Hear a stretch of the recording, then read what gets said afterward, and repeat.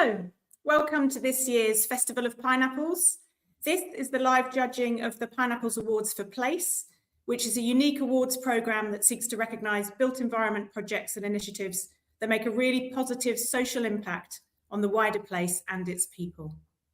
I'm Rebecca Evans, I'm Head of Infrastructure at ING, and I'm really happy to be chairing the judging of the Healthy Homes category this afternoon. The Pineapple for Healthy Homes was created in association with the Town and Country Planning Association, better known as the TCPA, and the entries are judged in accordance with their Healthy Homes principles. And I'm pleased to say one of our judges is from the TCPA this afternoon. And this award is sponsored by Rockwall Limited, who value the award's recognition of homes that promote the health of residents and citizens. And again, very delighted to have representative of Rockwall on the judging panel. I'm really excited to share 6 great finalists with you this afternoon in 2 parts, 2 halves. So the format will be the same across the afternoon. Each presenter has 10 minutes to pitch to the judges, who I'll introduce in a minute. And then the judges have 10 minutes to ask questions back to the presenters. And then after hearing all the presentations and asking all their questions, the judges will deliberate in private to decide on the winner. And that winner will be announced at an awards party on the 22nd of April. It's going to be at Trinity Buoy Wharf in London, and you can get tickets now from thepineapples.co.uk. A selection of the finalists will also be invited to present their projects on stage at this summer's Festival of Place, which is taking place on the 10th of June at Wembley Box Park. And again, you can get passes to the festival also on sale now. So what about your role today? If you're watching on the live stream, please join in too. We'd love you to use the emoji button below to cheer on our presenters and for you to share your comments in the chat. But I'm afraid the judges will be the only ones asking the questions today. If you want to make the presentation slides bigger, you can enable full screen mode. You'll see a pop-out button towards the top right of your viewing window. Okay, so time to introduce our judges for this category. Please welcome Helen Riemann, Business Growth Director at The Hill Group. Helen is the Business Growth Director at award-winning house builder The Hill Group. She is responsible for driving the group's plans for growth and strengthening its partnership-led approach to development, focusing on securing and building long-term partnerships with local authorities, housing associations, and other public sector bodies. We have Dr. Rosalie Coolway, Policy and Project Manager at TCPA. Rosalie focuses on the Campaign for Healthy Homes and Healthy Placemaking, including research with UCL on the health impacts of permitted development housing. She's also a visiting research associate with the University of Bristol on tackling the root causes upstream of unhealthy urban development.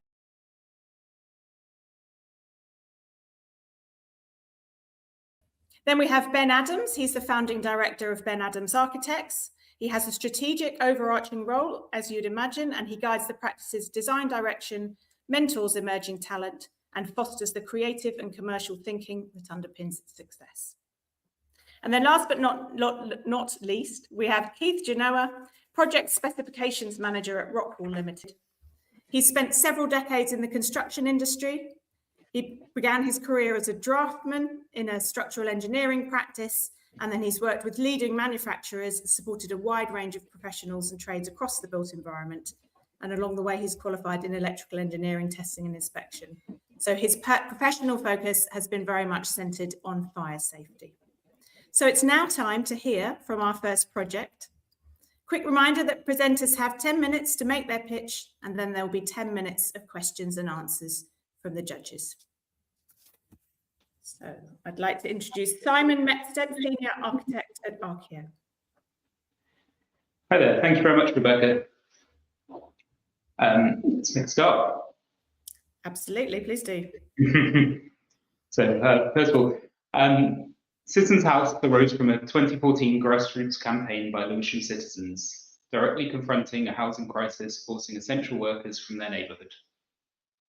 In Lewisham, where median house prices were 13 times the average salary, key community members faced displacement, fracturing vital social networks.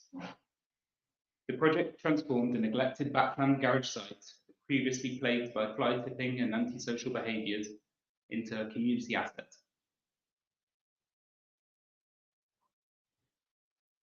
From the outset, this project was conceived around the Healthy Homes ethos for its future residents. Our client, London CLT, prioritises not only creating genuinely affordable homes, but also significantly improving the well-being and happiness of residents. Before construction, London CLT undertook the CLTs and Urban Health Report, which revealed that only 17% of future residents were satisfied with their physical health and a mere 8% with their mental health, experiencing conditions like stress-induced migraines and damp-related asthma due to precarious living. Post-occupation, these figures dramatically improved to 78% for physical health and 56% for mental health. This direct evidence informed our co-design, incorporating triple aspect homes for abundant natural light to enhance physical and mental well-being, and social spaces like the staggered balconies, extra wide walkways, and co-designed public piazza to foster interaction, community cohesion, and active living. The design directly addressed residents' identified needs for stability, community, and healthier environments. I'm now going to quickly describe how the Citizens House addresses the 12 Healthy Homes principles with consideration of fire safety, comfort and inclusion, and sustainability. First of all, safety and security. Considering the site's history of antisocial behaviour and fly tipping, we put safety and crime at the forefront of many design features. In locating the building beside a new public square, this opens a new key pedestrian route adjacent to the entrance and to the neighbouring primary school. We placed ground floor front doors and south-facing balconies overlooking the public space, actively deterring antisocial behaviour previously prevalent on the site. Before moving, 30% of the residents felt slightly or very unsafe in their neighbourhood at night. Post-move, this dropped to 0%. Satisfaction with feeling very safe in their home increased from approximately 50 to 90%. Into the site plan. And the next Healthy Homes principle, comfort and inclusion. Homes range from 51 metres squared to 70 metres squared, offering livable space with extra wide entrance hall and 2-bed units, providing flexible work from home or play areas. Generous south-facing balconies and shared outdoor spaces enhance private and communal amenity, and the homes are flooded with natural daylight through the floor-to-ceiling windows, crucial for mental health, sleep, and vitamin D synthesis. The project promotes active travel with only 5 car parking spaces for 11 homes, 11 ample, sorry. Oh, have I lost the presentation? No, sorry, it's back there again. Ample, secure cycle storage within a neighbourhood boasting walkable services, parks, and a resident design piazza for play and social interaction. Thermal comfort is achieved through a fabric-first approach, high insulation, and excellent soundproofing, ensuring a quiet, warm environment with the heating and hot water load at 74.4 kilowatt hours per metre squared per year. We also made sure that Citizens House was inclusive, with 1 M42 adaptable and 1 M43 wheelchair user unit at ground floor, plus convenient pram stores just inside the entrance.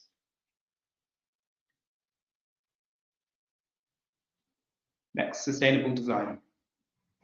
Citizens House embodies sustainable design principles, a predicted energy use of 47.6 kilowatt hours per metre square per year, coupled with 10.5% on-site renewable energy generation from photovoltaic panels, ensures radical reductions in carbon emissions. While gas boilers were specified due to the building regulations and cost constraints at the time, high efficiency, low NOx models were chosen to minimise air pollution. New tree planting in the piazza further enhances biodiversity and air quality. Climate resilience is addressed through 100% dual and triple aspect homes, vital for part-O overheating requirements and natural cross ventilation. An attenuation tank and permeable clay pavers manage surface water, mitigating flood risk. And the design provides good sound insulation and strategic positioning away from the main roads to limit light and noise pollution, creating a tranquil environment that directly supports human flourishing. Financial sustainability was also central through the robust building design and the discount market sale rate and the genuinely affordable homes, ensuring long-term low management costs for residents.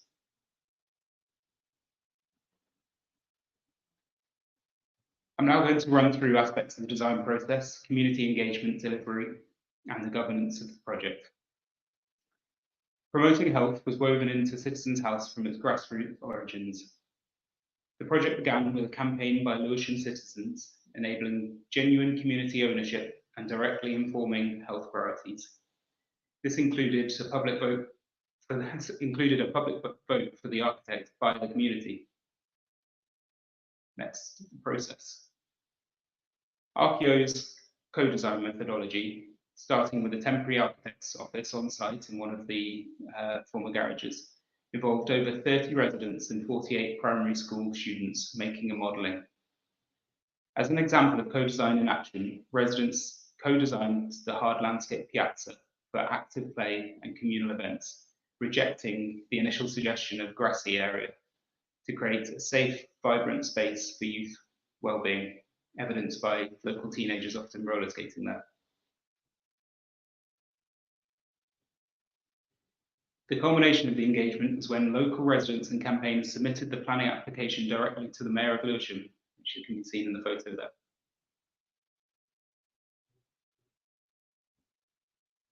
The project impact is summarised on the table here, and there was some research undertaken by Anglia Ruskin University as a post-occupancy study, which is summarised on this table. The design directly integrated health-promoting features, staggered balconies and extra wide walkways, which foster social interaction, combating loneliness.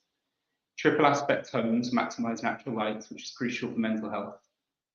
Post-occupation, the CLTs and Urban Health Report actively monitors health outcomes, validating significant improvements in residents' physical and mental well-being, as sourced earlier in the entry. This slide shows a timeline of the ongoing social value before, during, and after the project. Ongoing governance through a resident management company and active WhatsApp group fosters mutual support, allowing residents to collectively manage their environment.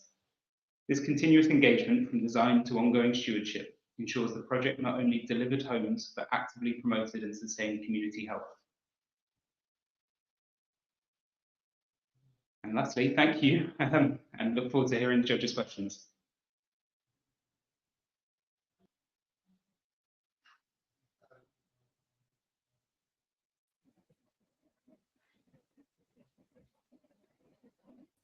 Oh, sorry, Rebecca, I can't hear you. Are you on mute? Thank you very much.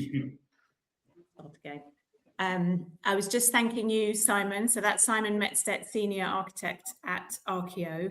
And I realise I didn't give the full name of the scheme and the various partners, so I will just reiterate that now for anyone who's joined.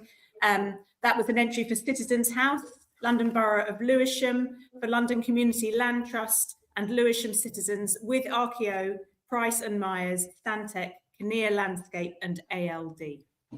Great, so we'll move on to questions now. Can I start by asking Helen if you would like to dive in with a question? Hi, yeah. Obviously this is a really exciting project, and I think it seems like it's really sort of integrated well into the community. What do you think's been the most satisfying outcome of the project in your eyes?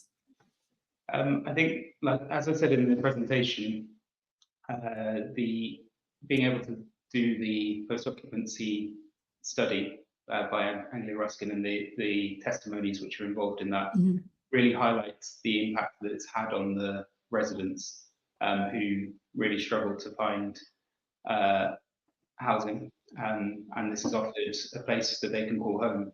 I think that's probably the most important thing that has had a positive impact on their health, is that they now have a place that they can call home, and not only that, it's a well-designed, light-filled and community-orientated place to call home. So I think that's probably the biggest impact that the project's had.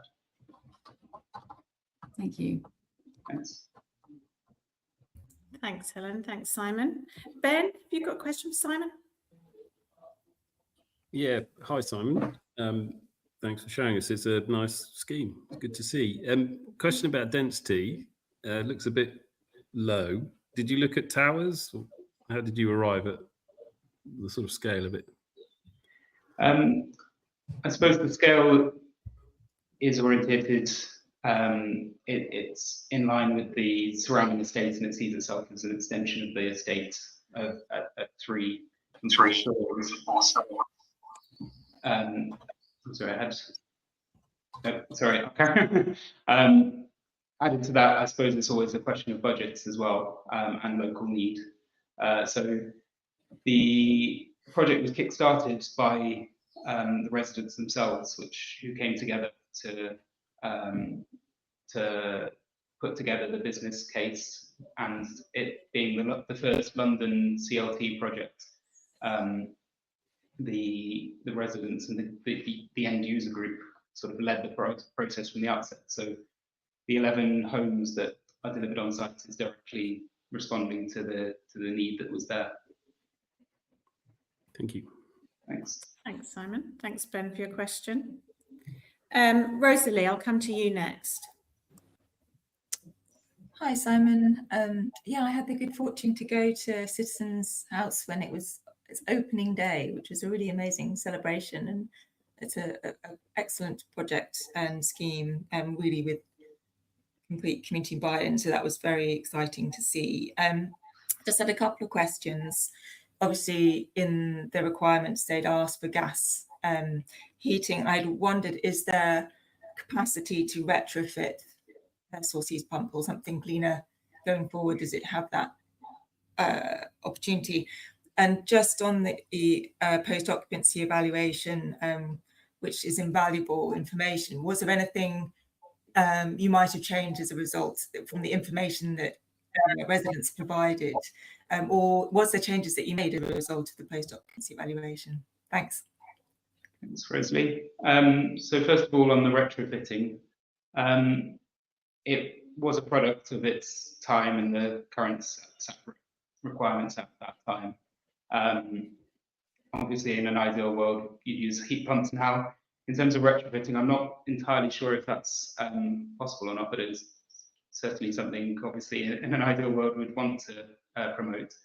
I imagine air source heat pumps being the most natural retrofit option there, and then you'd be into a question of finding locations for risers for the new air source heat pump routes.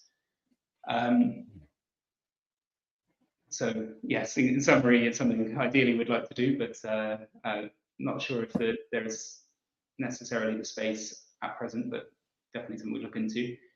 In terms of the post-occupancy analysis, I think there are always improvements that we could do. It was done after the project was completed, so there wasn't anything that we could then implement into the scheme as it was already occupied.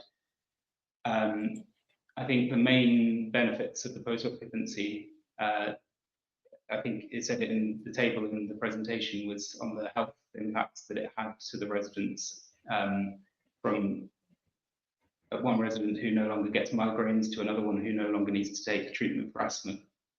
And I think it probably is a reflection of the general housing in the country at the moment and the improvement that this purpose-built, well-designed housing can provide.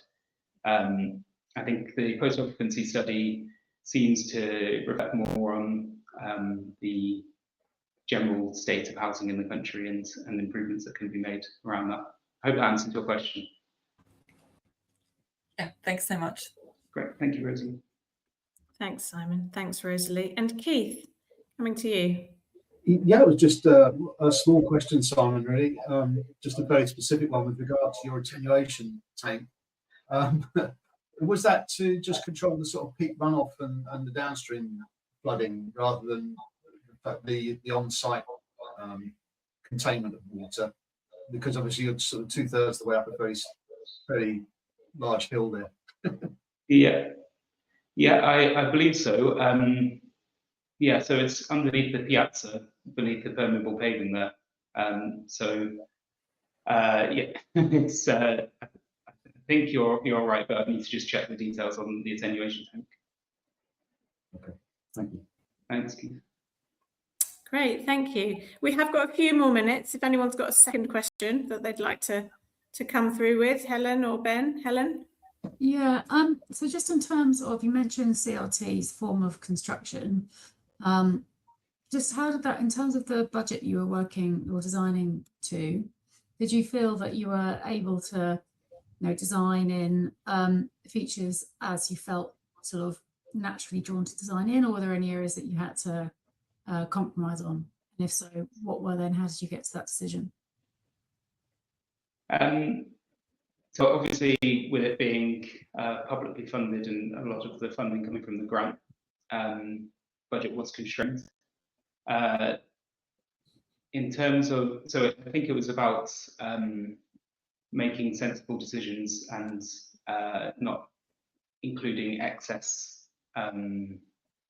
extra areas in the design. And one area I think we can point to is the staggered balconies, offering both community and interaction between one another to helping the foster community interaction, whilst also allowing for solar shading beneath the windows beneath.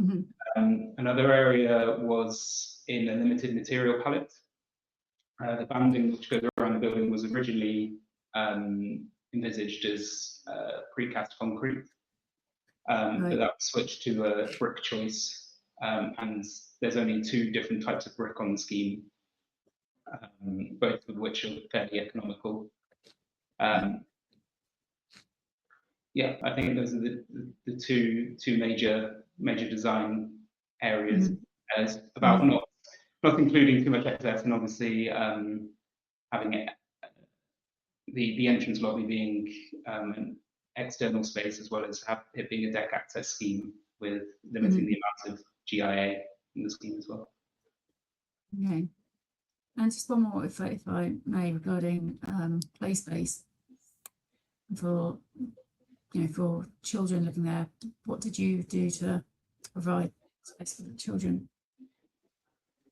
So the piazza that's in front, it's called a piazza, incorporates some areas of play space with hard landscape mounds that kids love running up and down, as well as rollerbladers using it, as I said in the presentation. In terms of actual leaps and swings and things like that, it doesn't provide any in itself because of its only providing 11 units. Yeah. Okay, thank you very much.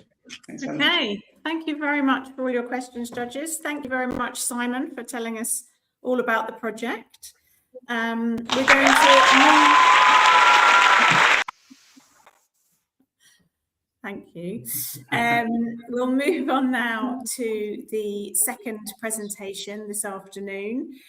So our second presentation is Farmstead Road, London Borough of Lewisham for Phoenix Community Housing with Buxton Building Contractors, Metropolitan Workshop, JUB, BPTW, Potter Roper, Etude, LUC and PJR.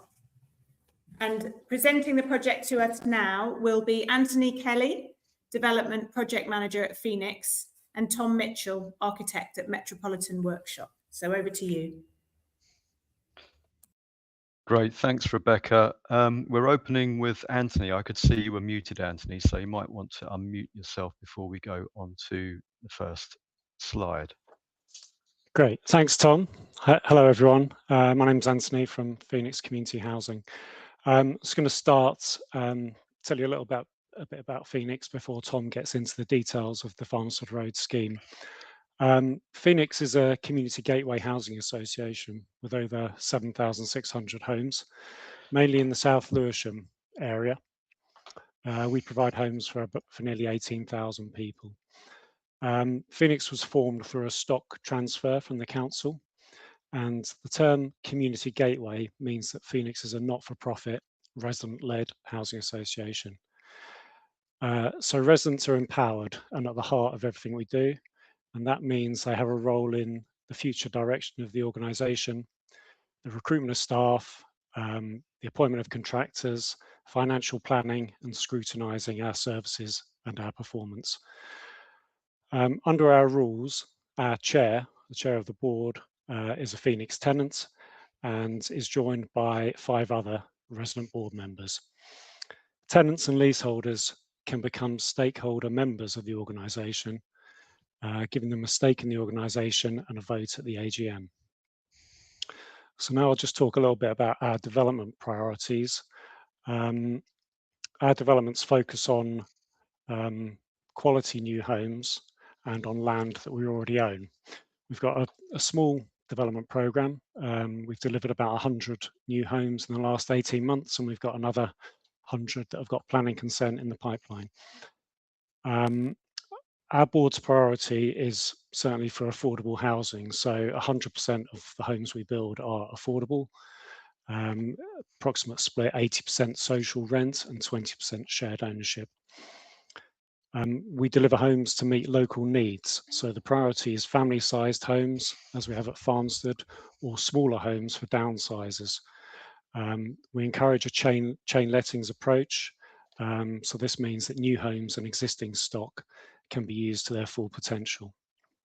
Building together is our approach to involving residents in the new build process, involving them in decisions, and there'll be more about that later in the presentation with Tom.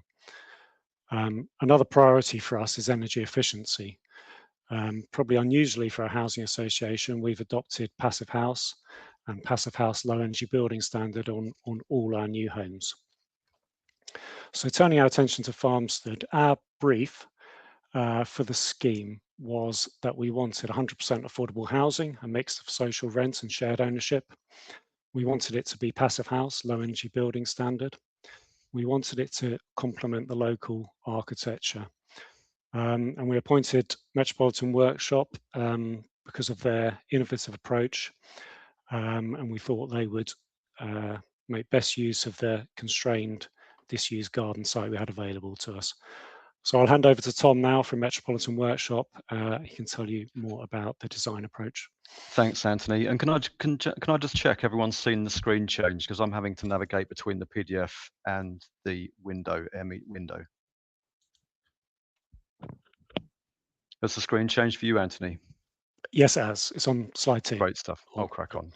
Yeah, so the site is in the southeast corner of the Bellingham estate, which has over 2,600 homes, just over 600 of which are Phoenix homes.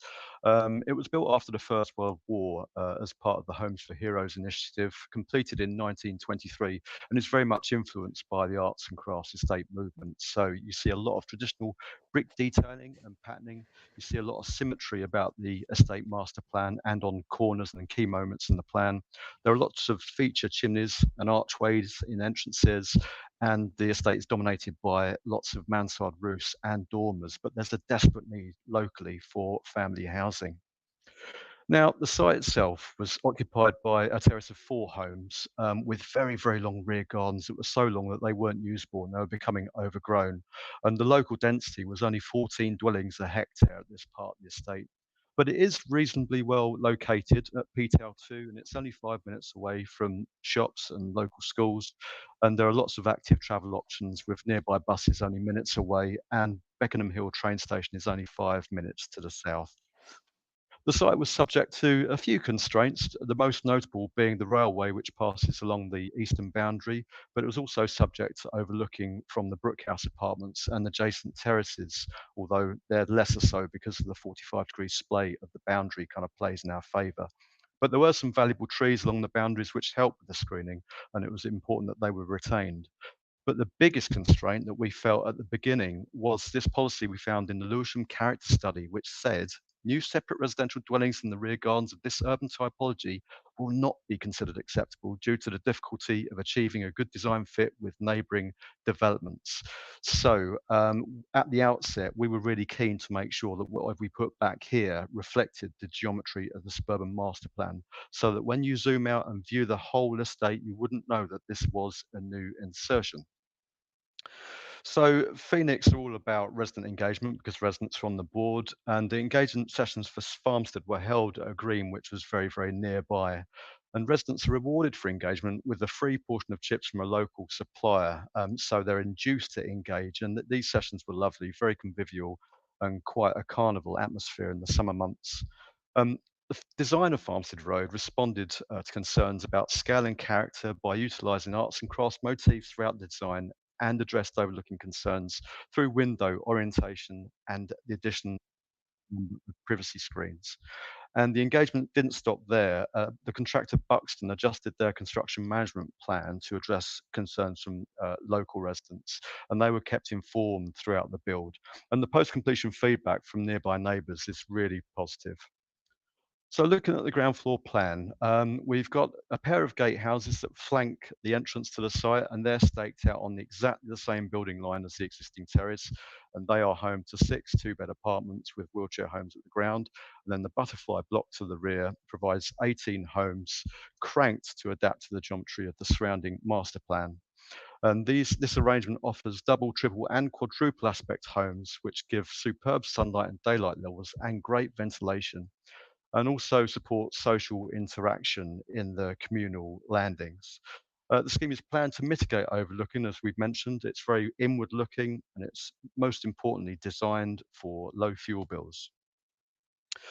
So, being a good neighbour, the scheme works hard to reflect local master plan geometry, and it responds positively to the local feedback we received. And as you can see, the materials match the existing homes, and it is, for all intents and purposes, a contemporary reflection, an arts and crafts building, if you like, with chimneys reinterpreted for lifts and risers, dormers and mansards reflecting the local roofscapes, balcony scallops inspired by the local archways, and ginnels through to the communal gardens to the rear, which is another common feature in the local estate.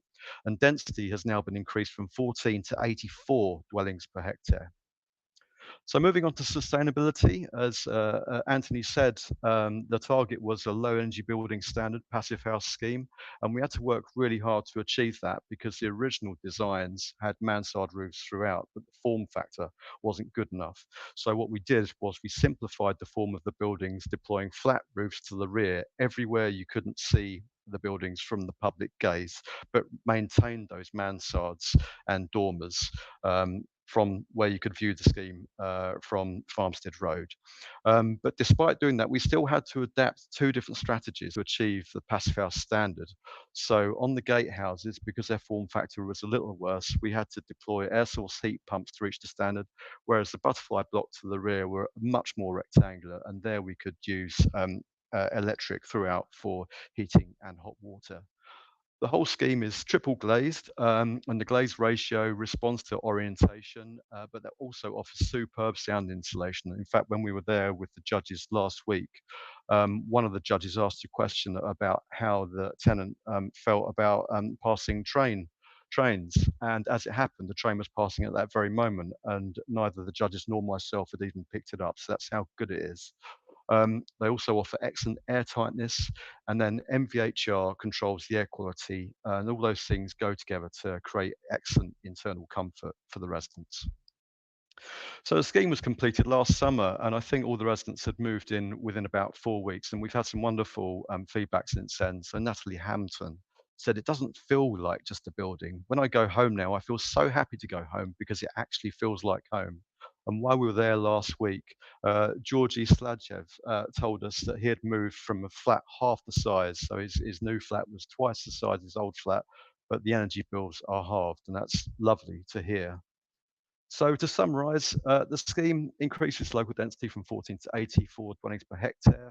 It delivers 100% affordable housing, 24 homes, which are designed and built to foster friendship through the social amenity and the circulation, offering superb air quality and comfort to all of the residents, and importantly with reduced bills, which then well-being, all wrapped within an architecture which we hope lifts spirits. Thank you very much. Thank you, Tom. Thank you, Anthony, very much for your presentation. Really great to see. So we'll move on to questions now. This time I'd like to ask Ben to ask the first question, if I may. Thank you. And hi, Tom, Anthony. Thanks for the presentation. Always good to see. Passive house and lots of insulation, lots of air tightness. What did you do about overheating? So we did overheating analysis during the design stages, and that did lead to some adjustment in window sizes, particularly on the south elevation. So we did undertake analysis prior to planning in order to get that right balance, because there's always that tension, isn't there, between hitting the right sunlight and daylight levels and overheating. So that was all dealt with at planning stages. And do you have any sort of thoughts on cooling going forward? In that we're probably in the same boat as you, that we've designed lots of buildings without cooling, but if you look at energy bills now for buildings that have both, the cooling bill is higher than the heating bill. It is going to be an issue. So did you give any thought to sort of retrofit or thermal comfort in 50 years' time? Well, we didn't actually, but the analysis that was carried out suggested that overheating would be incredibly rare. I forget the percentage now, but it was single figures on summer days. So yeah, it's something obviously to bear in mind. I mean, there's scope to retrofit screens, as we have got privacy screens on one facade that's adjacent to the immediate neighbours. Thank you. Great, thank you for your question, Ben. Rosalie, I'll come to you next. Questions for Anthony or Tom, or both? Hi, yeah, again, it was really great to go and visit the site. And as you said, it's been very connected to the local area and respectful of the vernacular, which is great to see. I think I had a question regarding safety with the choice of balconies. I've kind of heard from designers previously that it's quite good to have them inset. So why did you choose to have them sort of offset on the exterior of the buildings? Would be good to understand. Thanks. Yeah, so I think this can best be answered by form factor, because recessed balconies are very difficult to achieve a sufficient form factor to get passive house, essentially. And even with projecting balconies, it's a bit of a challenge, and there aren't many kind of insulated connections that you can get on the market which achieve the standard effectively. But that was the reason why they're projecting, is essentially to keep the building simple. And I know you'd sort of quoted some of the residents, but is there a proposal to conduct some kind of post-occupancy evaluation and learning? Because I know obviously there's can be issues for residents adjusting to MHVP and that sort of the ventilation systems. Thanks. Absolutely, I'd better hand that one to Anthony. Yes, yeah, there certainly is. We always go back at the end of the defect period. So after 12 months, which will be coming up in August this year, we go back and we'll do a survey with each of the residents. And it's about what their experiences since they moved in, but it'll also look at issues around the design that we can feed back into our employers' requirements for future schemes. I feel pretty close to what's going on at the development. I'm down there quite a lot, and I get a lot of anecdotal feedback as the year is progressing.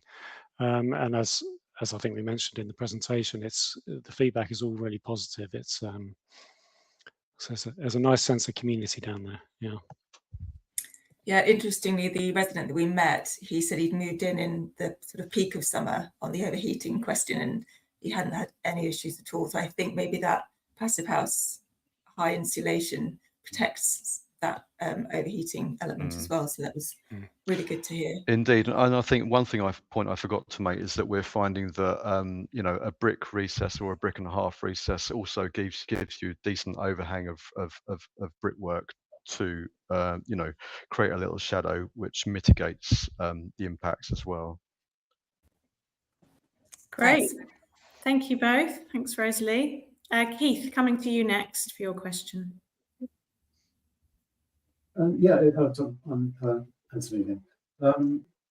It was really with regard, obviously we witnessed the train passing when we were there, and you're absolutely right. It was really effectively damped.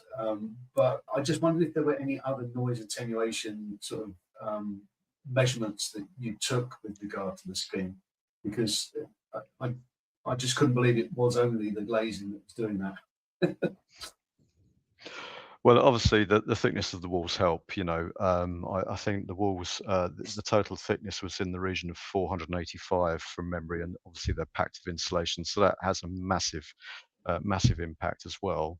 There was a noise survey done during the planning stages again, so we knew how much sound that we were dealing with at the time. But even then, I was still astonished at the level of sound. I mean, none of us heard that train until the tenant pointed it out. It was quite incredible.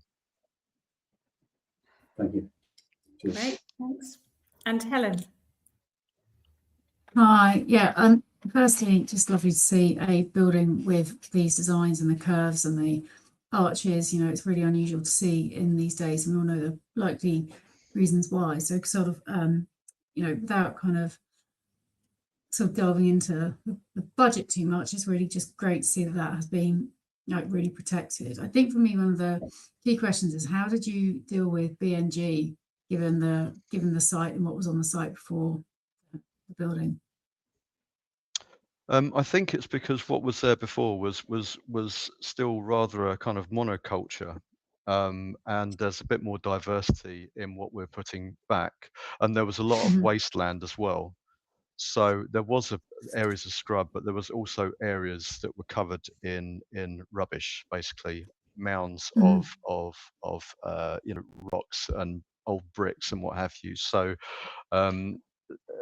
even though they're rear gardens, some parts of it didn't look like rear gardens. They looked quite kind of a bit of you know, dumping that had been going on over the decades. Really, it just built up because they were so long. No one ever bothered to go down there. Right. So essentially what was there wasn't of exceptional quality. So in terms of what's being put back in the communal garden against the railways is far more diverse, essentially, and that's how it was overcome. Did you find, so in terms of sort of resident engagement, was there sort of much pushback on the theme of sort of losing green space, or actually did they see it as largely beneficial because it wasn't being used?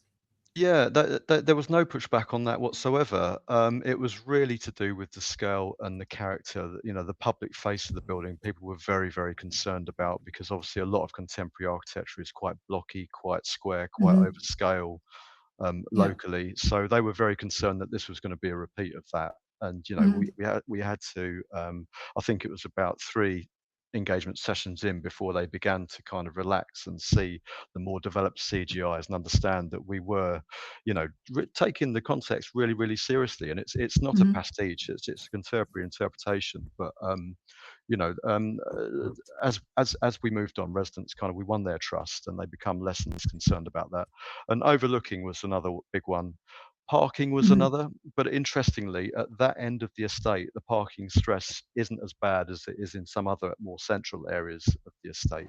So that's the reason why, even though it's PTAL 2, I think like Citizens House, we only had 5 parking spaces for 24 family homes. So it's relatively low parking. But when you go there, the spaces are largely unoccupied. I mean, maybe it's the time of day I've visited, but it seems like there's still a lot of vacancy in the immediate area for parking.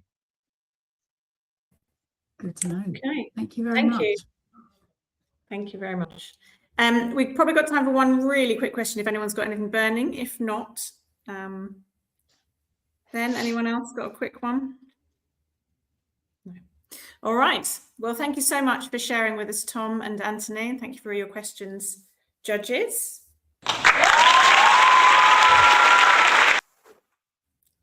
Thank you. Thank you. Okay, so moving on now to our 3rd presentation this afternoon. So this will be the 3rd one, and then we'll have a very short break.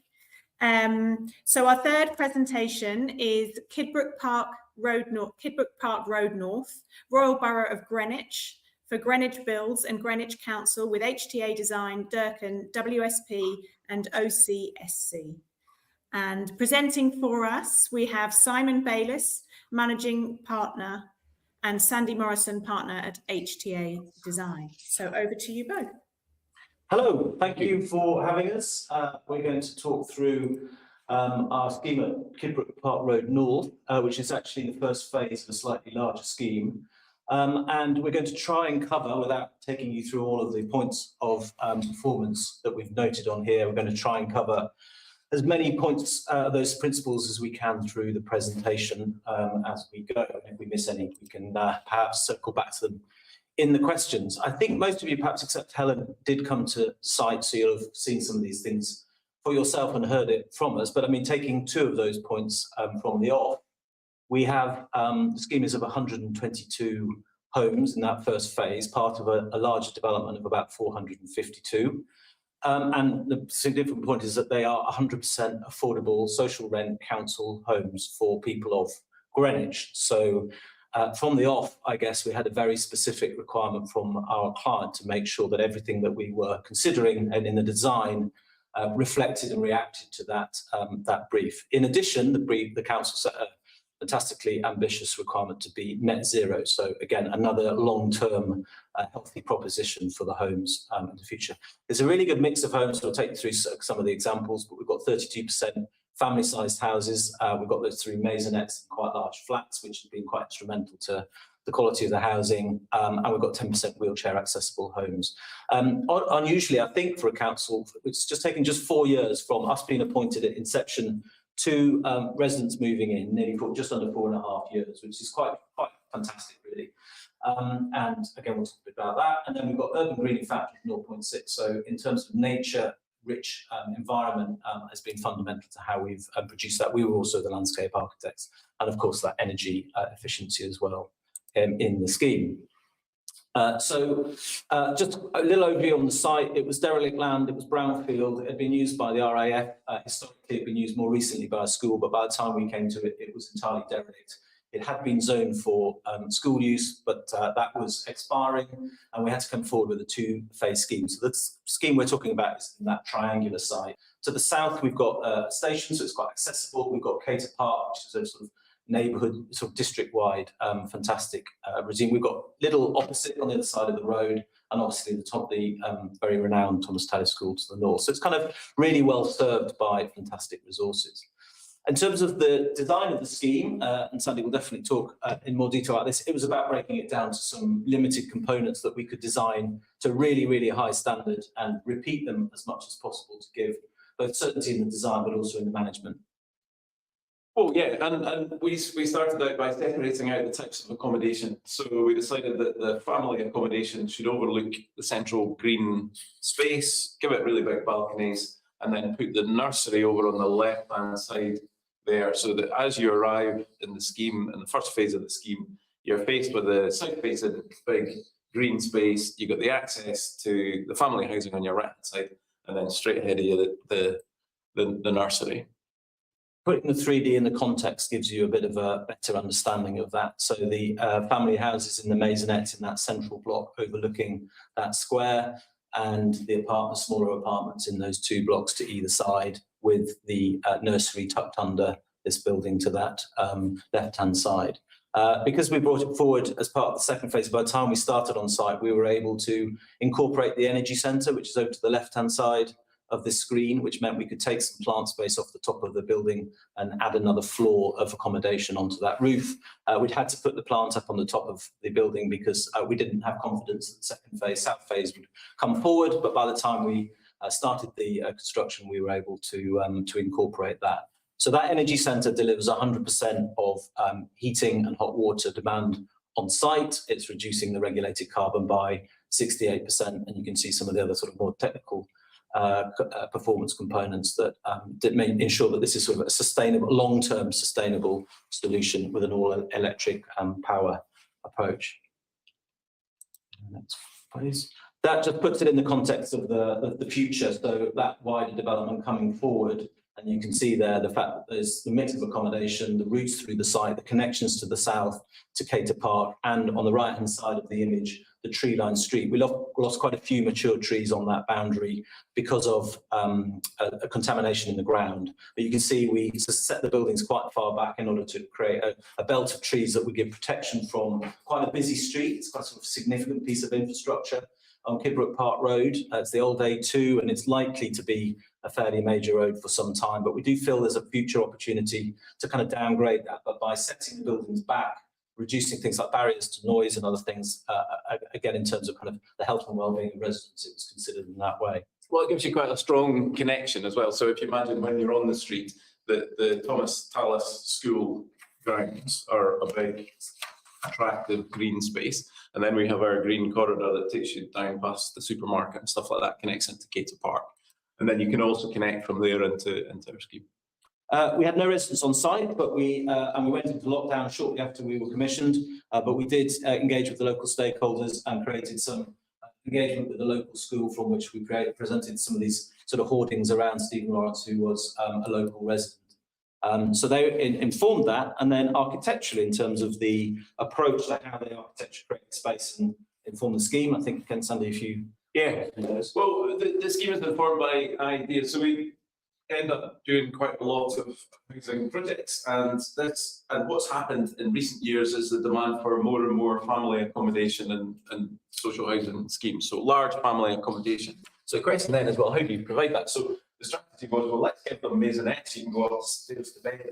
The thing is properly dual aspect, you've got a front door and a back door, and so we'll put them in the middle. If you just go back to the last slide, I'll just go through the different ideas. So the blue bit in the middle in the top left cartoon there, that is where the maisonettes go, and then the 1 and 2 bedroom flats are in the corners. Are in the towers. As it happened, we ended up having enough space to get some 3 beds in there as well, so we were able to drive the number of 3 beds higher, which the council quite liked.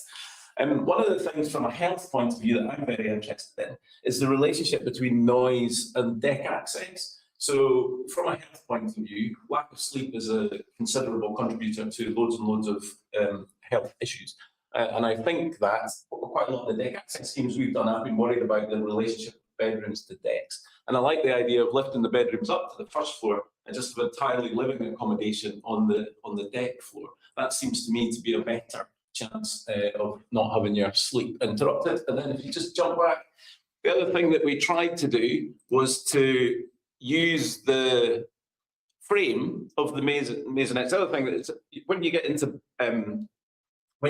family accommodation, the balconies are really big, right? So a 1-bedroom balcony weighs more than a car, right? So we were in normal schemes bolting car-heavy objects onto the outside of the building, and I thought, well, why don't we just build a big frame that could contain really big balconies for the family accommodation, and we wouldn't have to lever it off the building, just build it as a separate thing.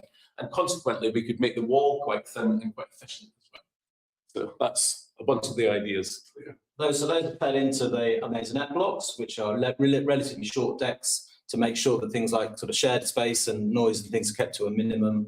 And then you can see the kind of generosity of space, the livability of the space, the regularness of the room shapes, and distribution of space through the typical maisonette and a typical 3-bedroom flat. Had that sort of generosity of scale, lots of large open windows, which are obviously then reflected in the architecture. Well, it has basically one window type and one brick detail. I mean, so it looks, I think, quite elegant, but it's very, very simple in terms of the things we're trying to do. It doesn't have very many details going on at all. So important that we've had residents there since September 24, and brilliantly, it's quite unusual as well, as the council have done a fantastic survey just before Christmas. And there's some of the people who were surveyed that have taken us into their homes. 100% of residents comfortable in their new home, 100% agree there's plenty of daylight, 98% of residents love the landscape, 98%. So you can see the kind of quality of the high level of stats from sort of 100% feedback. Everybody in the residents had to kind of respond to that. And comments like, our property is really lovely, we're enjoying it, we're so happy with the 2 toilets, very happy, no improvements needed. There have been issues around kind of management and maintenance that have taken time to get ready. And I think that's all part of the learning process of new affordable housing, but things are really responding well. And I think just added to that sort of feeling of healthiness, that people have opportunities on site to have their kids looked after so they can get out to work and get on with their lives. Low cost nursery care, I think, is a really fantastic contribution to the project. Okay, so most of the nursery spaces are for For the residents, yeah, exactly. And I think that's probably just about our 10 minutes. So we can stop there and take some questions. Perfect timing. I was getting ready. Thank you both very much for taking us through that scheme. Looks fantastic. So I'm going to bring our judges in now to begin to ask their questions. This time I'll come first to you, Rosalie. Hi, thanks both. And again, it was really great to go and see the site and have a good wander around and also see inside and meet some of the residents. So that was fantastic. I guess one of the questions I had was about the density of the site and layout, and thinking in particular about the tower block at the front edge on the road, whether you'd thought about bringing that height down. Obviously, from a management and maintenance point of view, higher tower blocks are more costly. So that was one question. And then my second question was about space standards for the family accommodation. And weirdly, I've just been reading about how the nationally described space standards are very poor in terms of provisions for babies and children under 10. So how does it work in the family accommodation? That'd be great to know. Thank you. Yeah, I think it's a balance, isn't it, between maximising the number of homes that we can deliver to the council. They have limited land and limited resource. So when an opportunity like this is presented, I think we were sort of challenged to balance the maximum number of homes with the optimum mix and optimum density. So I think we felt that around about 10 stories is a sort of taller element on this particular part of the site, particularly if it became a standalone development on its own. Was a sort of reasonable, I don't know whether it's gentle density, but it's kind of a reasonable height, I would suggest, in a city, which if you look at kind of, I suppose, European cities like Paris and Barcelona, they can achieve those heights reasonably consistently and get very high densities without appearing as sort of tower blocks. In fact, the constraint was really the views from Blackheath, which have got quite a high heritage component. You can see the top of the building, but it's kind of relatively unimpactful. So we felt that was a sort of reasonable maximum. As I said, it was actually a story lower before we removed the plant off the top. But because of most of the family accommodation being at the lower level, sort of first ground to third floor, really, we felt that was actually quite a good balance as well. But most of the family accommodation where kids would be quite close to the ground.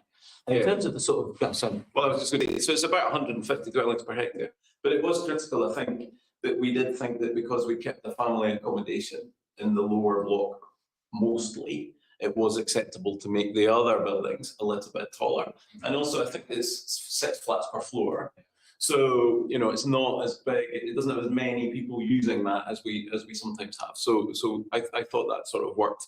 The scale of that was appropriate. 150 dwellings per hectare seems about right, I think. And it's often the case, you know, the parking, although it's very limited parking, does to some extent define the number of homes that you can actually achieve in terms of that density. And I think just in terms of the kind of the family accommodation, I think when we showed the plans, there's a high level of storage. I think the wide living rooms with huge balconies, particularly for their family accommodation, the balconies within those sort of concrete outstands are really well enclosed, so they've kind of got a real safe feeling to them. Your kids can be hanging out, you've got the doors open on the living room space. So I think that we sort of spent quite a lot of time trying to make sure that those sorts of issues that you've been talking about, lots of storage, lots of natural light, good overshadowing so they're not overheating, and that kind of that relationship between your internal and external private space was critical. And also, whilst the relationship with the communal space is also very direct. So when you're in the home, you get this kind of feeling that you're overlooking that space all the time. Well, and you get a bit more space in a maisonette anyway, the standards are a bit higher. So the thing is a little bit bigger and a bit more like a house, and not trying to squash it into a flat. Great, thanks very much. Thank you. Keith, I'm coming to you next. Question for the Simon and Sandy.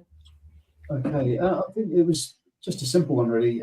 With regard to the further phases, have you had any feedback from residents on the need for further amenities around the area? Because with the exception of Aldi, it's kind of hard to find shops in the local area. Yeah, I mean, again, we looked quite hard at whether there would be a need to incorporate sort of non-residential space within the development, and of course, you know, in that sort of context, trying to maximise housing, but also trying to make sure that any provision that we put forward, you know, the council wouldn't be taking ownership or managing shops or cafes or anything of that nature. I think because there is quite a concentration of amenities around Kidbrooke Station, which are, you know, okay, they're surviving, but potentially would benefit from any additional residents nearby to sort of boost them. There is a supermarket there. There are various other choices apart from Lidl.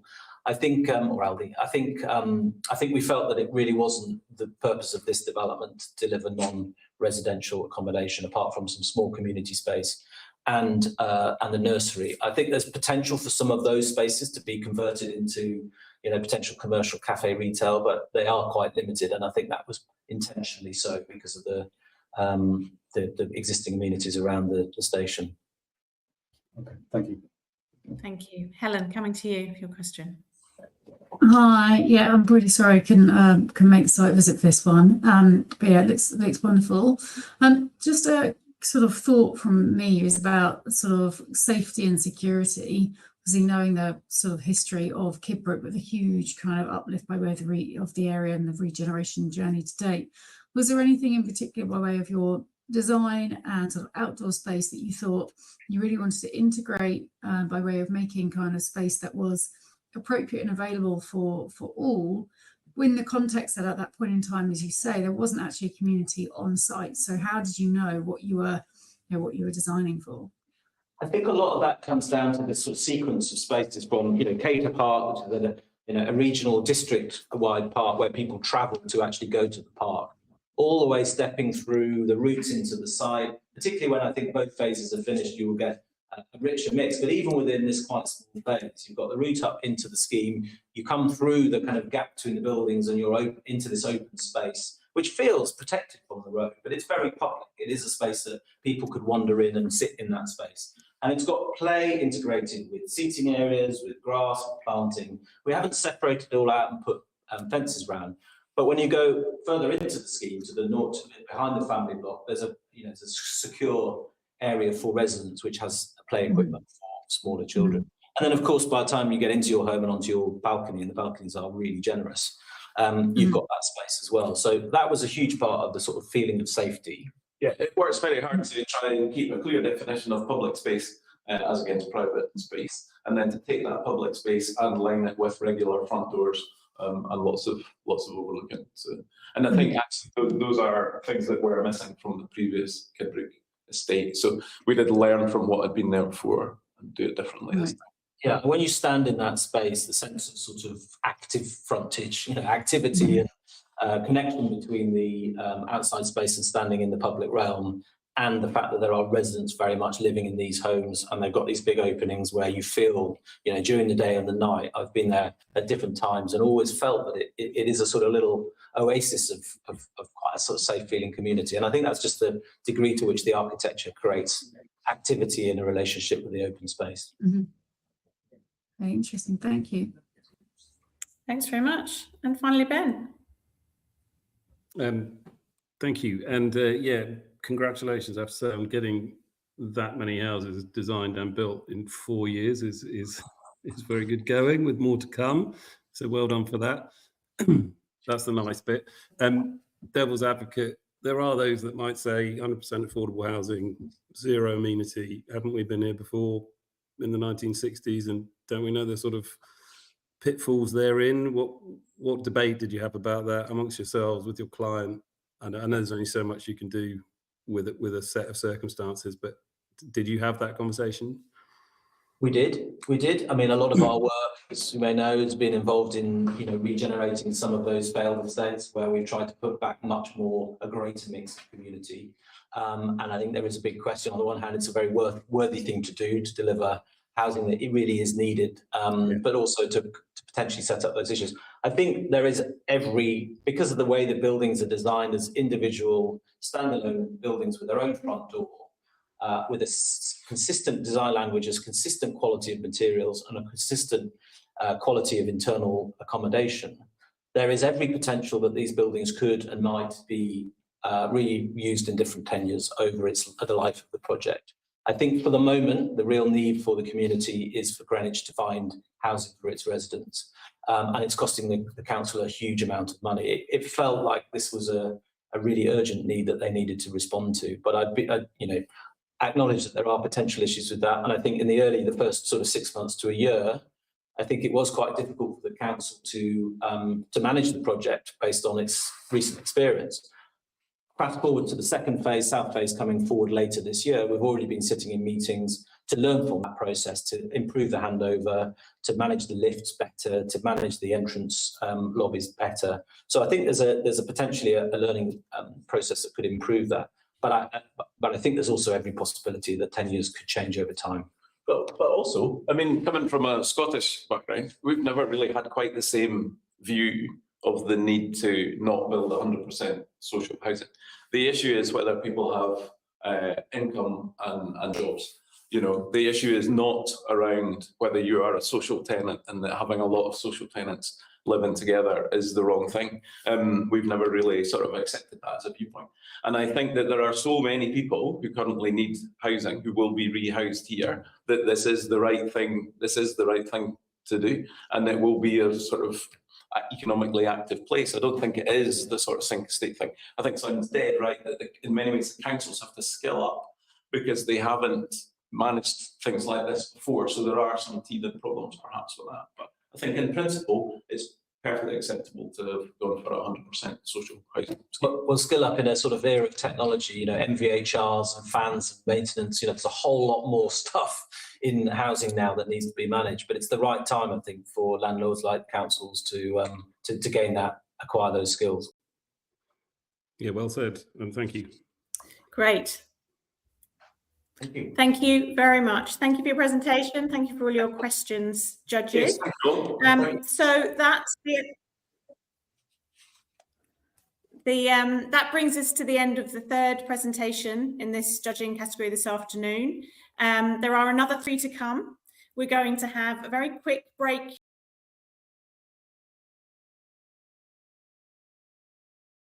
here in 10 minutes, and we'll be hearing from the next finalist. Thank you.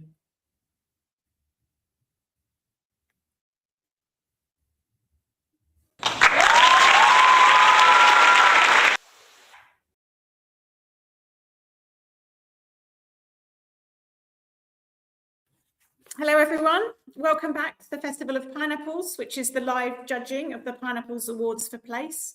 I'm Rebecca Evans, Head of Infrastructure at ING, and you're about to watch the second half of the judging of the Healthy Homes category. We've heard from 3 finalists, we're about to hear from another 3.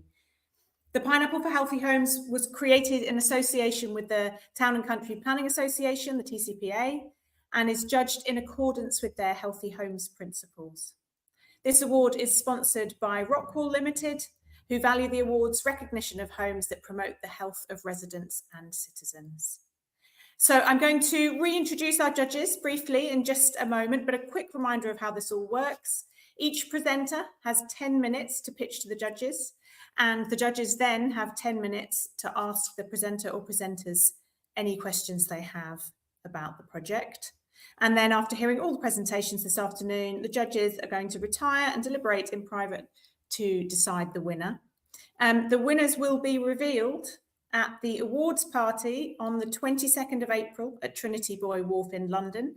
And you can buy your tickets to the party now at thepineapples.co.uk. If you want to hear more about these projects, a selection of finalists will also be invited to present their projects on stage at this summer's Festival of Place, which will be on the 10th of June, and that will be at Box Park, Wembley. And again, you can get your tickets for that now. There are emoji buttons below, so you can give everyone a nice thumbs up when you're enjoying their presentations or if you're loving the judges' questions. But the judges will be the only ones asking the questions this afternoon. So to welcome back our judges, we have Helen Riemann, Business Growth Director at the Hill Group. We have Dr. Rosalie Coolway, who is Policy and Project Manager at the TCPA. Ben Adams is Founding Director of Ben Adams Architects. And Keith Genoa is Project Specifications Manager at Rockwool. So over to our first presentation in this second half. We're going to be hearing from the entry for Rowan Court, London Borough of Haringey. For London Borough of Haringey, with Satish Jassal Architects, Formation Design and Build, Groundworks and Issini. Oh no, sorry, forgive me, got the pages in the wrong order here. But we're going to be presented to by Joe Morris. That's it.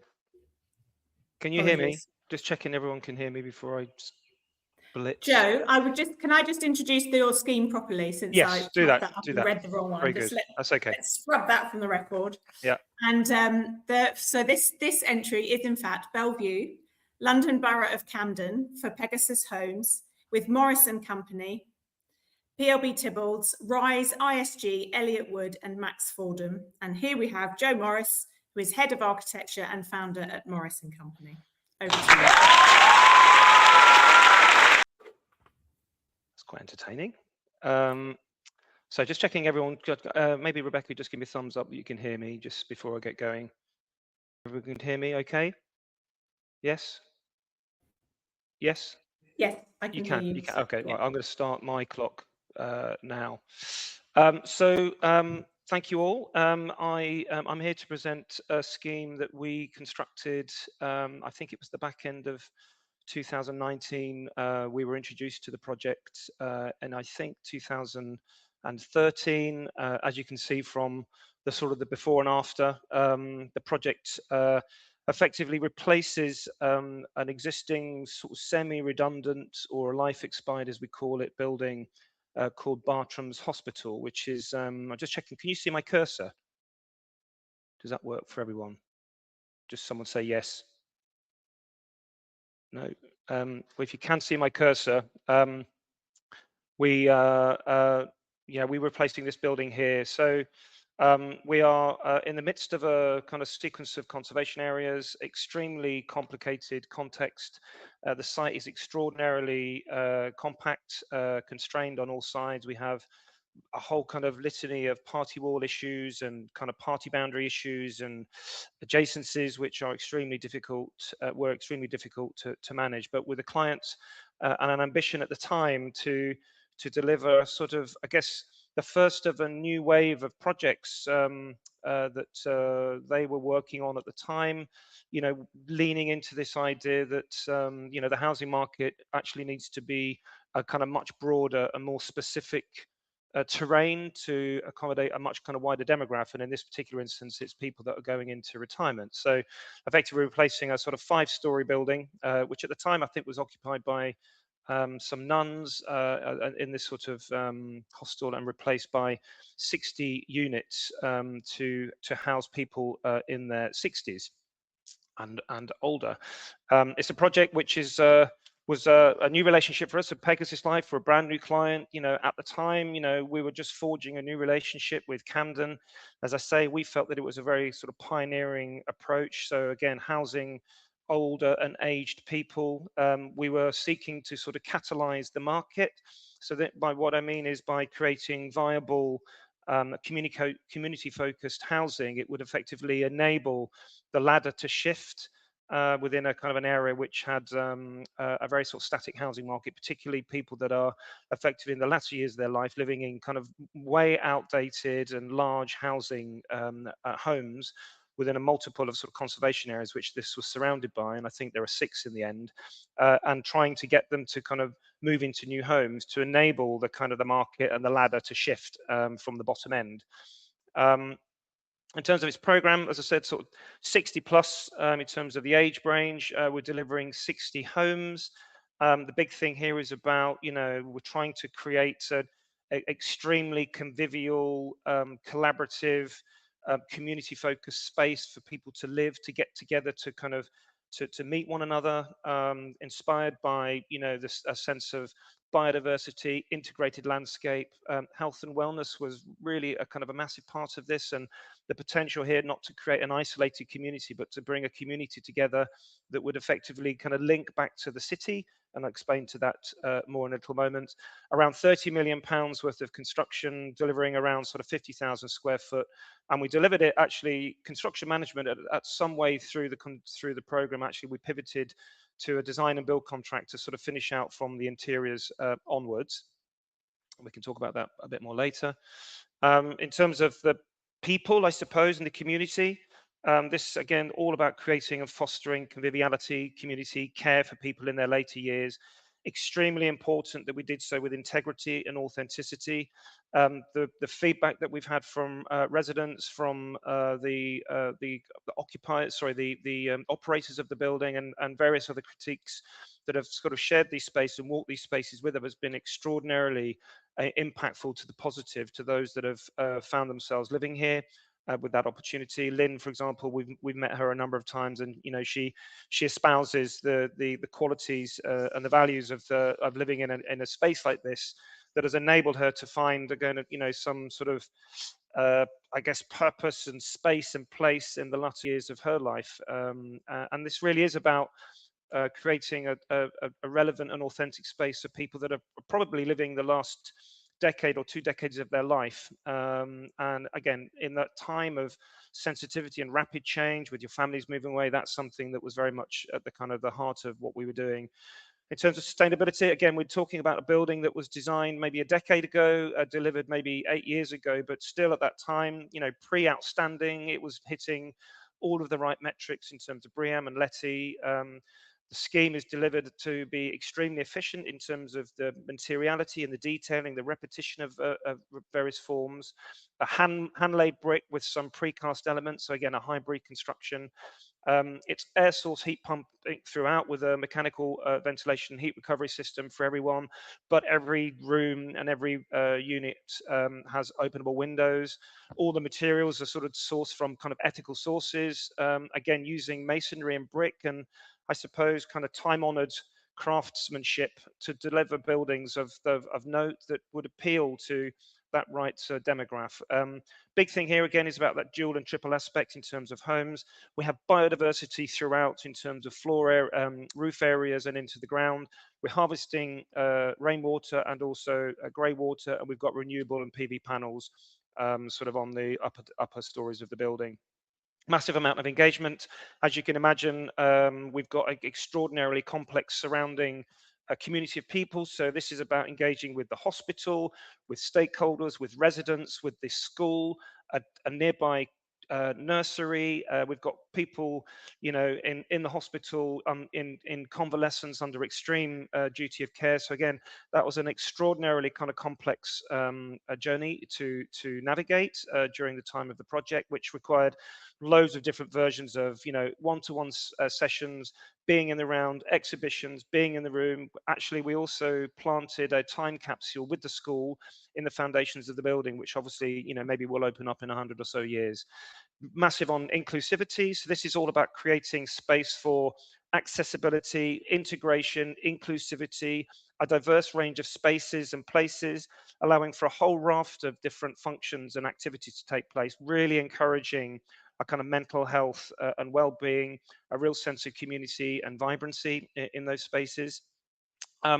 Amenity is again really important. I think when the judges came, it was sort of, in a couple of weeks ago in February, undergoing a certain amount of maintenance, but this is what the building looks like from as the kind of spring equinox starts all the way through to kind of early winter. It's a sort of extraordinarily well planted, well maintained, biodiverse and rich landscape. People get to occupy these spaces and use these spaces and plant these spaces and interact with the landscape. And the middle bottom image, this is Danielle, who was the project associate at the time, showing off the fact that we have a herb garden, which services the restaurant, which is a public-facing amenity, which not only sort of feeds people in the buildings themselves, but also becomes a kind of a doormat, I suppose, between people living in a safe and careful environment, in the latter years, but also to a wider community. Plans are extraordinarily efficient. So again, on this left-hand side, you can see in the upper floor of the building, we have the kind of public-facing amenity, lots of dual aspect spaces, lots of double height volumes, and then effectively you have a private door here, a kind of security zone here, which effectively is your kind of threshold, and then a kind of really highly articulated meandering route through each of the blocks. The idea being that these corridors, this corridor would effectively continuously break out and gain access and vistas back to the city. The corridors are extremely wide and generous, more than perhaps we would do if we were running through a typical developer-led scheme, so that we're really encouraging serendipity, interaction, casual encounter, and all those sorts of things to really foster that sense of community. Rattling through this because we don't have any time. Comfort's really important, so loads of natural light. We're dealing with kind of depth in the materiality, so deep reveals to deal with overshadowing. All of the rooms again have access to external amenity with these inset loggias, creating that kind of really sort of sensitive buffer back to the city, with extraordinary views back into this sort of central planted southwest facing garden, which was there for everyone to use. It's all about kind of creating spaces for control, so long-term adaptability here. So at the moment, these are non-care homes, if that makes sense. So it's effectively people in kind of latter living who are active, but if there was a requirement for long-term care, then these units could be adapted for that. We can talk about that in question. In terms of dignity, it's about creating these communal spaces with authenticity, and obviously security is a really critical part of that. So it's about just giving it a sense of a sort of civicness, but at the same time domestic quality, so people feel safe. And in terms of, I'm on 10 minutes, so in terms of what we did, we absolutely maximized the volume through that contextual response to a sort of really difficult surrounding context, created 80% dual aspect with a 77% net to gross, with 12 units per core, which I think is really interesting, and then all about well-being, green and extensive amenity and views. And I'll stop there. Thank you, Joe. Nice race to the finish line there. Thank you very much for sharing that with all of us. Going to invite the judges to ask the questions now. This time coming to you first, Keith.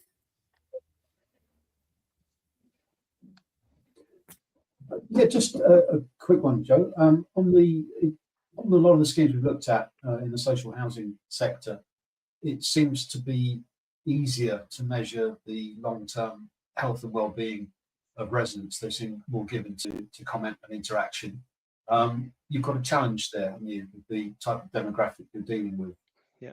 What's the plan for measuring the long-term health and well-being? I mean, that is something that we can't control. That's something that again, with the sensitivities of people in the sort of latter age of their life, getting them to be open to us sort of trampling through their spaces, it is actually quite difficult. We have, however, had some success. We have managed to talk to a number of residents. To be quite honest with you, to be straight up with you, the amount of times that we've been to the building, that there's a kind of continuing and increasing sense that they don't really want sort of people traipsing around their spaces, because obviously they've invested in it. So it's a private space. But those that we have spoken to have been sort of universally supportive of what we've done, have commented extremely sort of proudly of being able to live in a space that really kind of caters for their particular point in life as well, and the potential for, as I say, that proper kind of an authentic connectivity between people. Thank you. Thank you, Joe. Helen, coming to you now. Yeah. Firstly, thanks for your time showing us around the other week. Really enjoyed it. I just was wondering if you had any reflections on the fact that, due to its like monotenure, but to the extreme of private residents, purchases, how do you feel that impacts the community and how people live and utilize the building and the space? And as a result of, it's an amenity-rich building, but do you actually feel that the residents get the most out of it, given their, given the demographic? Again, it's a difficult one for me to answer, because I don't live there, and I'm I guess it's a specific experience for each individual. So I can sort of speak from my own perspective, objectively. I think at the time that we were designing this building, I think Pegasus were on a journey. So what they'd gone, they pivoted from a sort of how can I put it, like a sort of delivery led to a design led, more creative approach to finding ways to encourage people to shift in terms of the way they live in, but given the kind of potential problems that we have with a sort of stalled, and we continue to have a sort of stalled a housing market, how do you get people to sort of shift?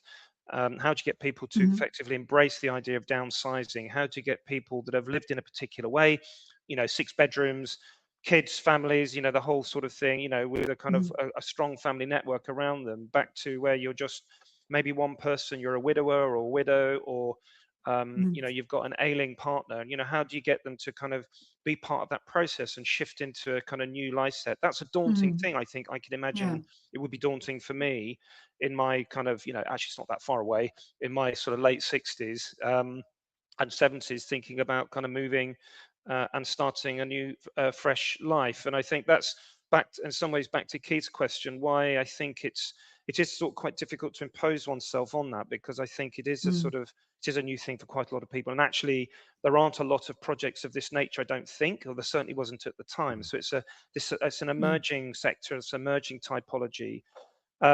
In terms of where we might sit now, I think we talk as a practice, we're really interested in this idea of a sort of rich demographic of people, that we're interested in generational shift. We're interested in a kind of the broadest kind of ethnicity, the broadest sort of culture of people. And I think that definitely isn't happening in this building. This building wasn't designed and envisaged and conceived in that way. It was definitely conceived as being a Hampstead address, appealing to a Hampstead demographic of people that lived within a relative sort of stone's throw, or as you were on the journey, on the visit you went with us, returning back to Hampstead and returning back to that sort of community and that kind of that sort of friendship base. So you end up with a relatively narrow bandwidth of a community. But it is only 60 units. It is an important part of kind of, we think, a kind of an infrastructural or a kind of an infrastructure to kind of enable and facilitate, as I say, people to sort of shift through living experiences.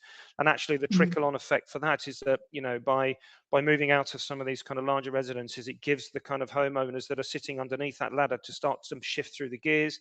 And one thing that Pegasus were really good at in terms of their research and analysis, again, thinking of the wider issues here on the housing market, taking it to places like this, is that it gives the potential for the first time buyer to get a foot into a kind of property because the market's shifting. And I guess that's kind of part and parcel of a kind of wider understanding of how the market works. We again, lots of good and bad, I think, in these sorts of things. Again, I'm completely open with you. It could be that there could have been more interaction and more interconnectivity with the community that it's sitting within.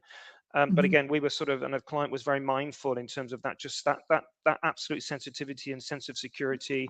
And when you're living by yourself, in that later age, you want to feel that this thing is it's about your space and it offers that. So I think that was a kind of trying to kind of navigate that was quite complex. And we have, as I say, we have landed with this idea that, where we sat, that the members of the public can actually step inside through the front door of this building, step into a space that is convivial, that you can get into a loggia and look down into this sort of private space, but you still have this kind of secure line. So there is a certain degree of interaction, and actually the residents can use this restaurant, this cafe space as well.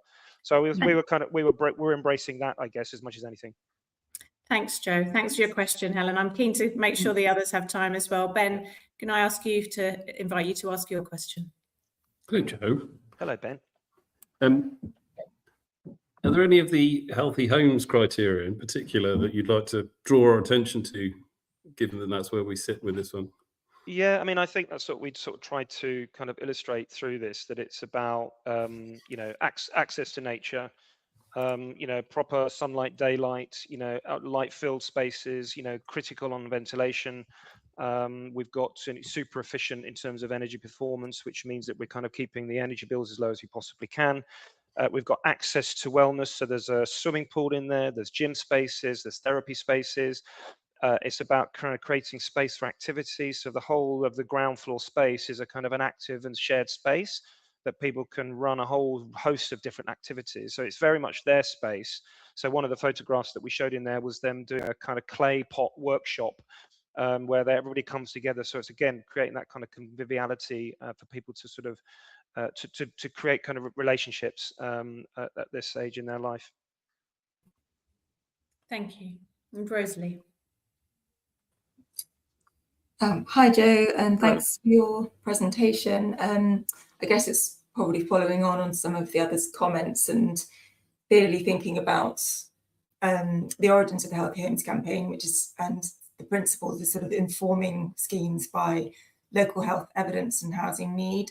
And this is probably more a question for Pegasus and the client, but looking at Camden, we have a borough that's got 10 years less healthy life expectancy for women, 12 years less healthy life expectancy for men, and in the sort of most deprived area and lower income areas, so high levels of health inequality.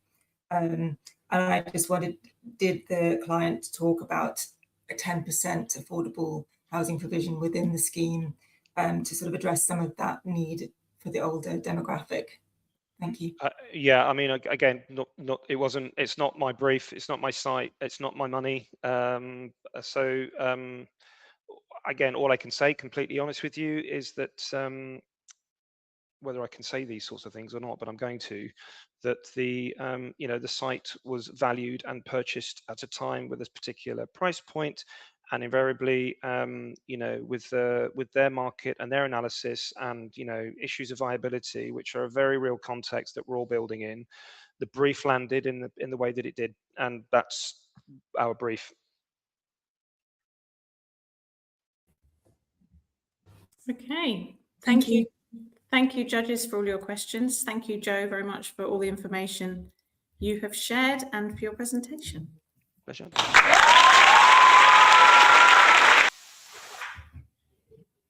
Okay, moving on to our next finalist. I've already introduced this one once. I'm going to do it for a second time now.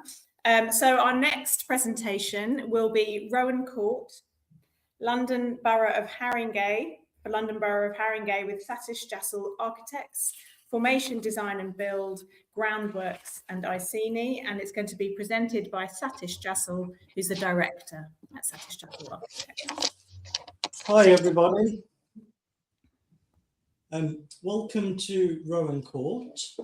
Rowan Court is a project led by Haringey Council for their own housing programme.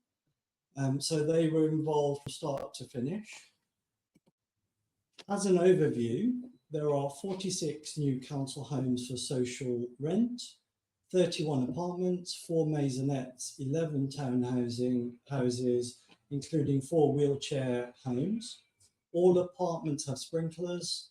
There's a new public square, communal courtyard, a new Mews Street, new public realm improvements, refuse and cycle stores for existing residents, low carbon housing, 81% to net zero with on-site renewables and no emissions, 40 new trees. It's a car-free development with provision for 5 blue badge spaces and 2 car share spaces, 84 cycle spaces, increase in PTAL rating from 3 to 4, and all homes are at least dual aspect. This is a plan of the previous site. To the north, there is a raised overground railway line. Adjacent to that is a ecological corridor. There were some single-storey garages. The area is made up of 6-storey linear council blocks and also 2-storey townhouses. There's a substation, and very importantly, highlighted in yellow there's a passageway to bus stops and Seven Sisters tube station. Highlighted in the dotted line there in pink was the original development site, which was a leftover undesignated open piece of land. Through consultation, we were told it was mostly used for dog walking. The original brief was for 12 homes, and we managed to expand the site out to the red line and quadruple the density to 46 homes. We also carried out a manual PTAL calculation via the passageway and increased the PTAL from 3 to 4 and justified increased density. In terms of how the master plan evolved, we spent some time looking at how the place had evolved over time. and we looked at some of the historic figure ground plans. And in 1895, shown in purple on this diagram, predominantly the area was terrace homes for workers that were working at the nearby warehouse district. And for some reason in 1970, all of those homes were demolished. And you see what you see today in orange, which are these linear 6-story blocks, modernist blocks. So the modernist planners came along and built taller buildings and in open space. Unfortunately, didn't quite know what to do when they got to the railway line, so they left a triangle plot of land. So what we tried to do was to stitch those two together by incorporating what you see in the red plan there. And what we did was to continue the line of the 1895 terrace homes, create a new square to the west, follow the line of the existing linear blocks, follow the historic and current street pattern, create a new Mew Street. And what we hoped to do was to drive pedestrian movement through this site via the passageway to key transportation links.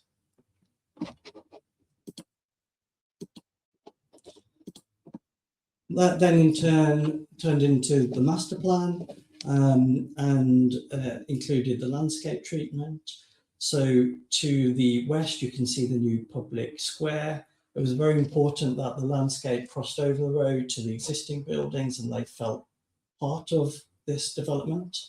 That's fronted by new 4-bedroom townhouses and 3-bedroom townhouses. As you turn the corner to the Remington Road, we have a 6-story apartment building which matches the height of the existing building.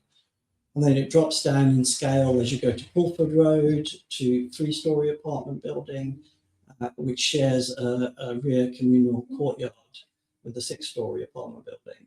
And then there's a new Mew Street, which guides pedestrians to the passageway to transportation links. Don't want to go through all the plans, but in principle, all of the homes are true dual aspect, and a lot of them are triple aspect as well. And there's a diverse mix of 1, 2, and 3 bedrooms. Even the 1-bedrooms are true dual aspect. The reality through consultation is the overwhelming need in Haringey is for family homes. So we introduced 4-bedroom townhouses and 3-bedroom townhouses. We also included a new type of housing, which we call intergenerational homes, which consist of a ground floor 1-bedroom home for grandparents, and then above a 3-bedroom duplex for children and grandchildren. So 47% of the homes here are family size. And I think really what the Pineapple Awards are about is how you transform a place. So I've got a series of before and after pictures here. So you can see the before image at the top left there. And you can see the old single-story garages. They're at the end of their lifespan and they were not particularly attractive. And now we have some family townhouses there, which overlooks a new public square, which also shares a view with the existing residents, and it's quite well used. The bottom left, you can see what the existing residents were looking at, and those metal benches with that bin was their main amenity space. And now they have a new landscaped public space, which is shared with the new residents. The top left image there is looking over the main development site, and you can see the dog bin there. So through our consultation, and we carried out also an S105 consultation, not many people were sitting in that green plot of land because it was a very low quality space. We've now transformed that into a communal courtyard with landscaping and trees overlooked by 34 apartments. I think the image at the bottom here, the bottom left, says a lot about what the neighbourhood was like.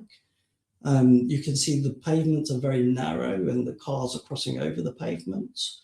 And especially on bin days, people are walking in the middle of the road. So, and also it didn't feel particularly safe walking down there, whether it was or was not, because there was very little overlooking. So what we've introduced here is wider pavements with trees. We've separated the car parking, and we've got family townhouses which overlook that route through the site and makes the whole area feel a little bit safer and more friendly. Some more images here. On the top left here, you can see the existing council block with its deck access overlooking the main open space, which is a development site. And you can see in this image, there are youths who were hanging around in this particular area because it was a bit of a hidden corner. So there's quite a lot of antisocial behaviour here at that point. And now we have a new street, which is overlooked by 3 sides. And on the bottom left, this is a view to the passageway that takes you to transportation links. Now, at the time of visiting and taking that picture, it was very overgrown and it did not feel safe to walk past that to the underpass, to the transportation links. I felt unsafe in the daytime as a man walking through there, and there's no way I would have walked through there at night. But now we've cleared that out and opened up the space, created a new Mew Street, and you can see intergenerational homes there which overlook. I think the master plan, the landscape and the architectural approach works together to gently encourage people, including women and children, through the site. This movement through the site has transformed this forgotten part of the city. And in conclusion, what we've done is we've taken underutilised public land, increased PTAR rating, increased density, created a safe route, a diverse mix of homes, a townscape placemaking strategy, public open spaces, repaired the urban fabric, community belonging. And if there's just one point that you take away from this, is councils often own the land around their sites, so you can do more than just housing. Great. Thank you very much, Satish. And welcome back to all our judges, who I'm sure have lots of questions. I'd like to turn first to Helen on this one. Hi, yeah, once again, thanks for taking us around. It's yeah, as you said, it's fairly transformational what you've done in the on the site. Really, I just want to sort of go there in terms of the M&E and how you feel that the residents are using their technology in their homes, and whether you feel like it's really had genuine benefits on their lives. I think from the feedback that we've received, we haven't done full post-evaluation surveys yet, but their bills are lower, and that's certainly helping with their lives. I mean, there are some technical things where they don't quite, it's new equipment for them. They don't quite understand that they have to change the filters on some of the whole house ventilation systems. But I think the feedback is the bills are coming down, and that's really helping them in their day-to-day lives. Great. Thank you. Thank you. Okay, Rosalie. Yes, thanks, Satish, for showing us on the site and for your presentation. Really interesting scheme, and really brilliant to see how you've worked in a constrained site and opened it up in terms of connectivity and sort of working on multiple levels. And I think also really interesting the intergenerational bit and providing 4-bed homes. So that's really great to see. Helen's already touched on it a bit, but and I think you answered about post-occupancy evaluation, but is there things that you've done to the site that's responded to existing residents' sort of requests, and how you adjusted things through that consultation and dialogue? Thanks. Yeah, so what we had to undertake a full S105 consultation, and that's a consultation because of the changes to the existing estate. So through that feedback, there were issues. We were told actually nobody was using that open space. There was use hanging around in certain parts of the site, and there was also motorcycle racing. They had this where the garages were. There was this kind of little mini roundabout, and so they were racing around there. And so that was the kind of the feeling. And then, I mean, we visited the site quite a few times, and it was a very kind of empty, forgotten place, and people weren't moving through it because of some of the antisocial issues there. And then we did, you know, pre-planning consultation and then post-planning consult. I mean, we did a lot of consultations on this job.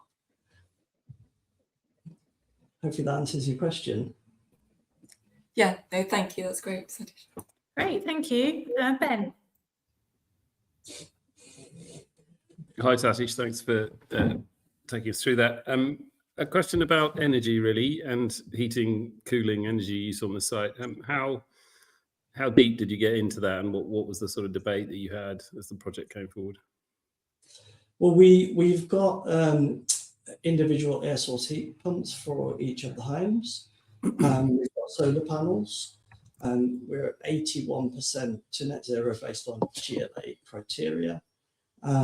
So, I mean, the council at Haringey were quite keen to push renewables. I mean, they've declared a climate crisis. One of the councils that have done that, so they were very keen on pushing the sustainability of it. Had we had more roof space, we probably would have got to 100%, but we managed to get to 81%. And fabric first. There was a whole debate about overheating. We met the first two criteria, but the third one is very difficult. So we had to demonstrate that we could retrofit external louvered blinds, which could be adjustable, so you could open them. There's a balance between internal daylight and overheating. Actually, it's really scary how hot it's going to get in the future. Yep, I'm with you on that. Thanks for that. Hence also, sorry, having true dual aspect homes, through homes, cross ventilation, really important. Thank you. Keith, coming to you.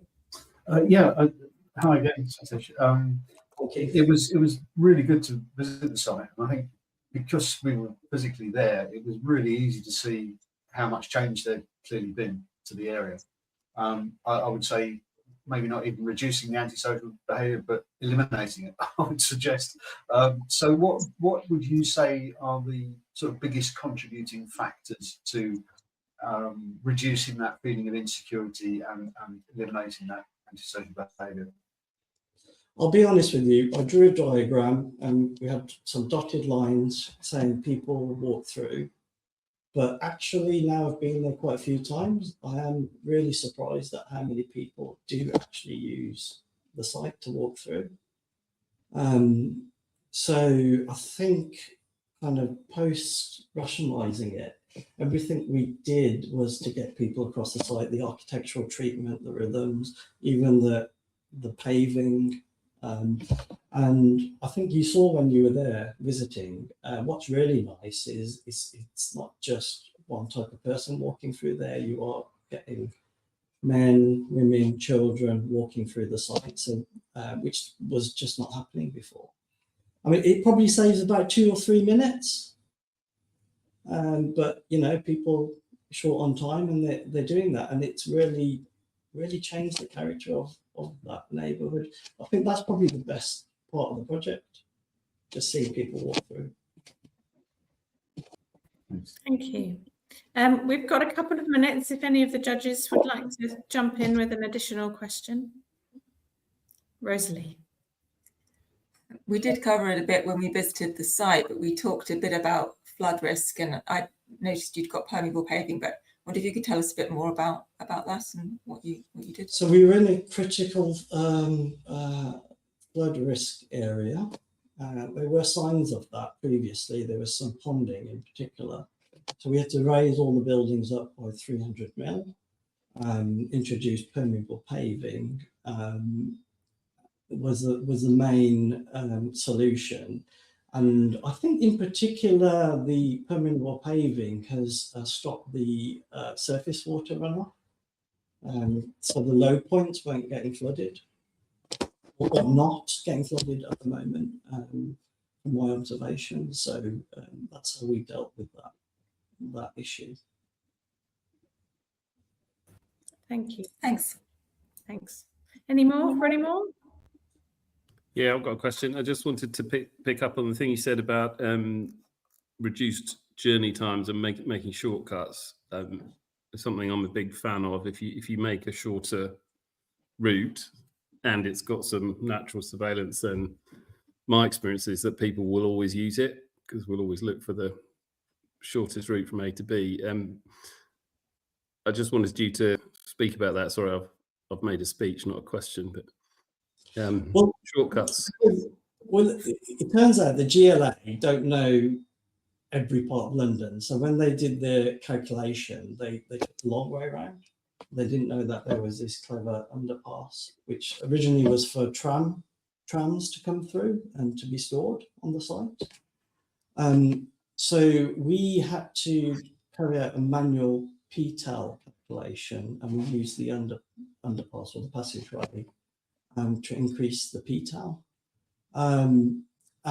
But it's not just about, you know, PTAL and saying there's a, if people don't feel safe, they won't walk down there. Mm-hmm. The best way to do that is through natural surveillance, or at least having windows looking over makes it feel safer. I mean, we've got cameras there, but I'm not sure if that is what's making it feel safe, or is it the people that are living there. So yeah, the cut-throughs are great if people want to walk down them. Yeah, here. Great. Excellent. Thank you all for your questions, judges. Satish, thank you very much for answering them and for your presentation as well. Thank you.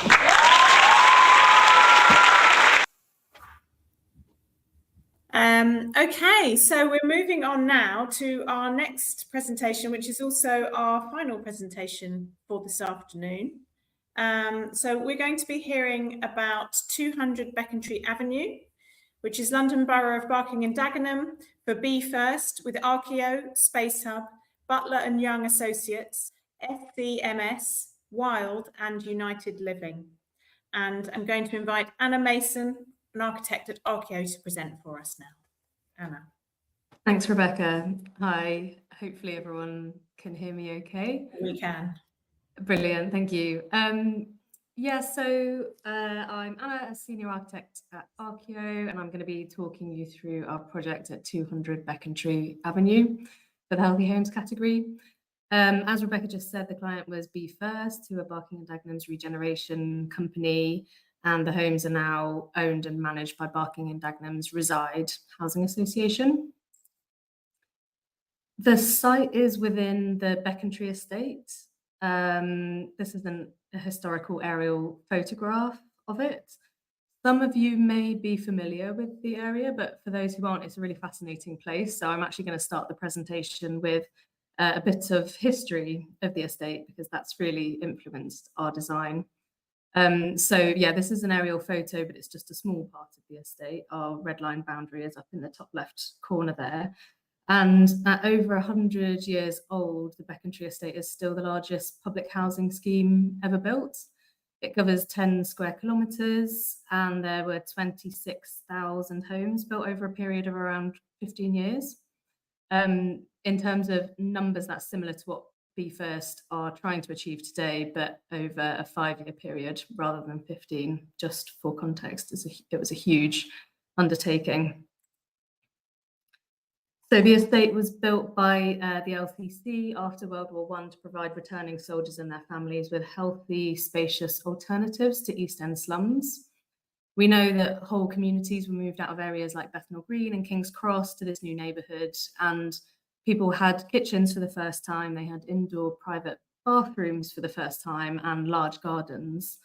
There was even a whole tenant handbook that covered how to maintain your home and garden. So it's clear that there was, and there still is, really a sense of real pride in the area and the quality of the homes.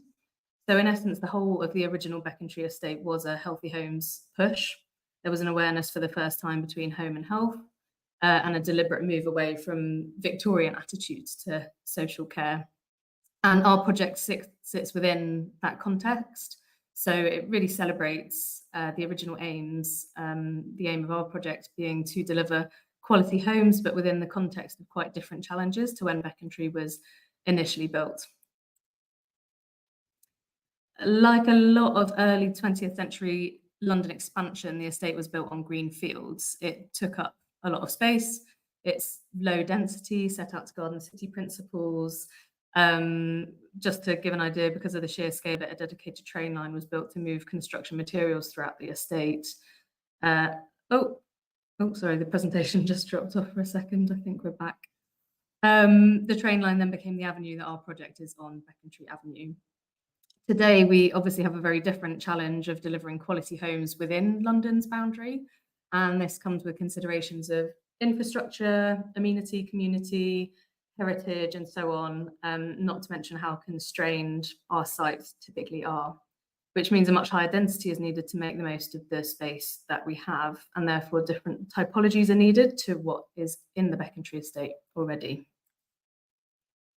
So a key aim of this project was to create a density that feels at home in its surroundings. We call it a gentle density. The area and the history of the estate means a lot to people. People are very fond of it. So we really wanted the new homes to tap into that sense of place and resonate with the residents. So the design picks up on a number of typical Becontree features, like arched openings, low eaves, dormers, circular windows, amongst others. But the density of the development is 5 times that of the surrounding estate. There are 91 house types throughout the Becontree estate, and we see this new intervention as the 92nd house type. Really, it's a supersized house responding to the different challenges of today. The estate's generally made up of houses, terraced houses, semi-detached houses, and there's a general lack of flats. The types of home that we're providing here respond to that lack. So the scheme is 19 affordable rent homes split across 2 blocks. When we met with residents during engagement events, we heard that young people, grandchildren of original residents of the estate were being priced out of the area.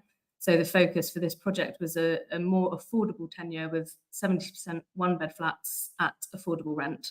So it kind of became about keeping generations together in the neighbourhood. And the focus was on delivering quality homes that met local need, but also felt a part of the identity of this amazing place. The brief for the project evolved directly from engagement with the community. So originally the brief was for a housing only scheme, but during public events, we found there was a really active community who had an appetite for a flexible community space on the site. So the brief changed in response to that, and we added in a large community unit along the most public frontage, which is on Becontree Avenue. And that space is now home to Learning Hive, who are an amazing organisation offering academic support to young people and older people who are going through education.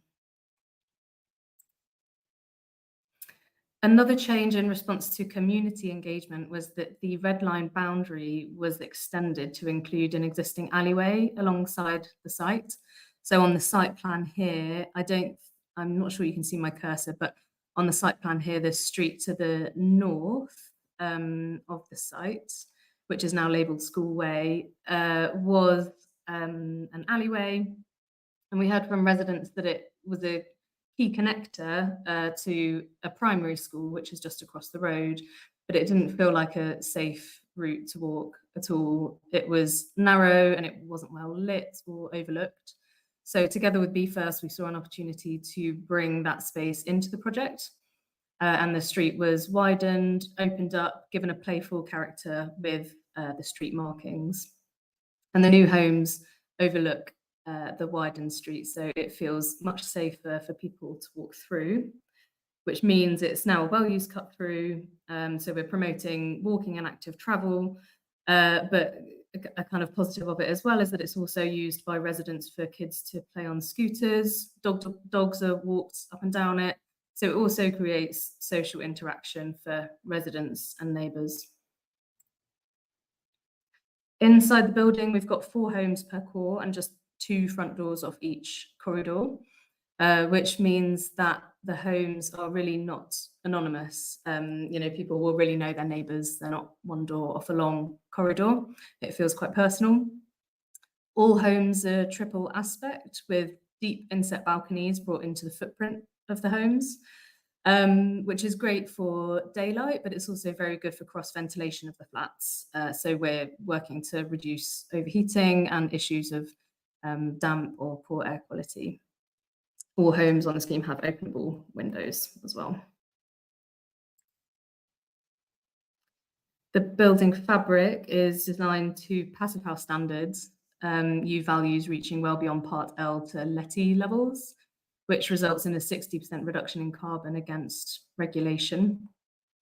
Structurally, the scheme was initially designed as a CLT scheme, but post-Grenfell that was changed to relatively low embodied carbon blockwork and hollow slabs, but the roof is still timber framed, the sloping roof of the building.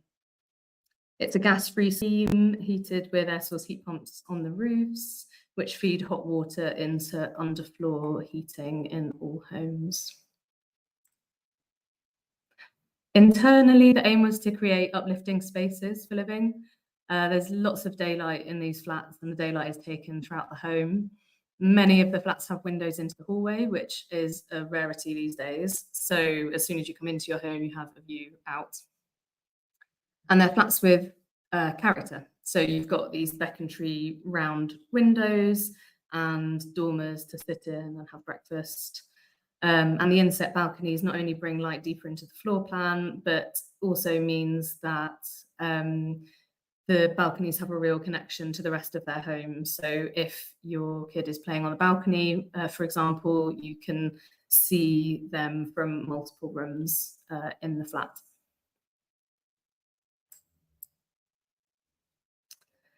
All in all, the intention of the project was to deliver quality homes, actively supporting health and well-being. And when visiting site, which we do quite often, we hear informally from residents that they like living in such bright homes. They like the character of the spaces and the connection to the historic estate. And they like the availability of open space on their doorstep. And you can see the schoolway in use here as a bit of a play space. That's the end of the presentation. I might be ahead of time. No, perfect timing. Thank you very much, Anna. Thanks. Excellent. Great to hear. Thank you. Going to welcome back the judges as well. And we'll get straight into questions. I'll go to Rosalie because I was going to go to Ben, but his camera's still off, so just in case. Rosalie. Hi, Anna, and yeah, thanks for giving us a tour of the site, and really great scheme. And as you said, connecting to local schools and opening that up in terms of the route. One of the questions I had was around energy efficiency and whether you'd consider the use of PV. Another, when I was looking at the site originally, I was a bit worried about it being on a main road and how you'd managed noise exposure for the flats. And the last question, which you just were touching on at the end, was around, obviously you've done lots of really good community engagement prior to it, but post-occupancy evaluation, is there going to be any formal appraisal for the site? Thanks so much. Yeah, thanks, Rosalie. So just going through each of your points, PV panels, the initial aim was to have PVs on the roof. Unfortunately, it didn't end up like that. They were removed from the scheme. Often it's a pricing issue and a viability issue. But that was the original intention. We were able to hold on to the heat pumps, like I said, but yeah, PVs unfortunately were lost. The fact that the scheme is on a main road and noise exposure on that. So Beckentry Avenue typically is a main road, and you will have seen when we were walking around site, there are buses going up and down. But actually it's not incredibly busy. It's quite wide, and in a lot of places it's a green boulevard. There's a lot of planting, there's a lot of trees, which really helps with the noise levels on the street. So there would have been noise surveys done as part of the design development, which then informed whether we could have openable windows or not along that street. And noise levels were fine for us to have opening windows on all the homes.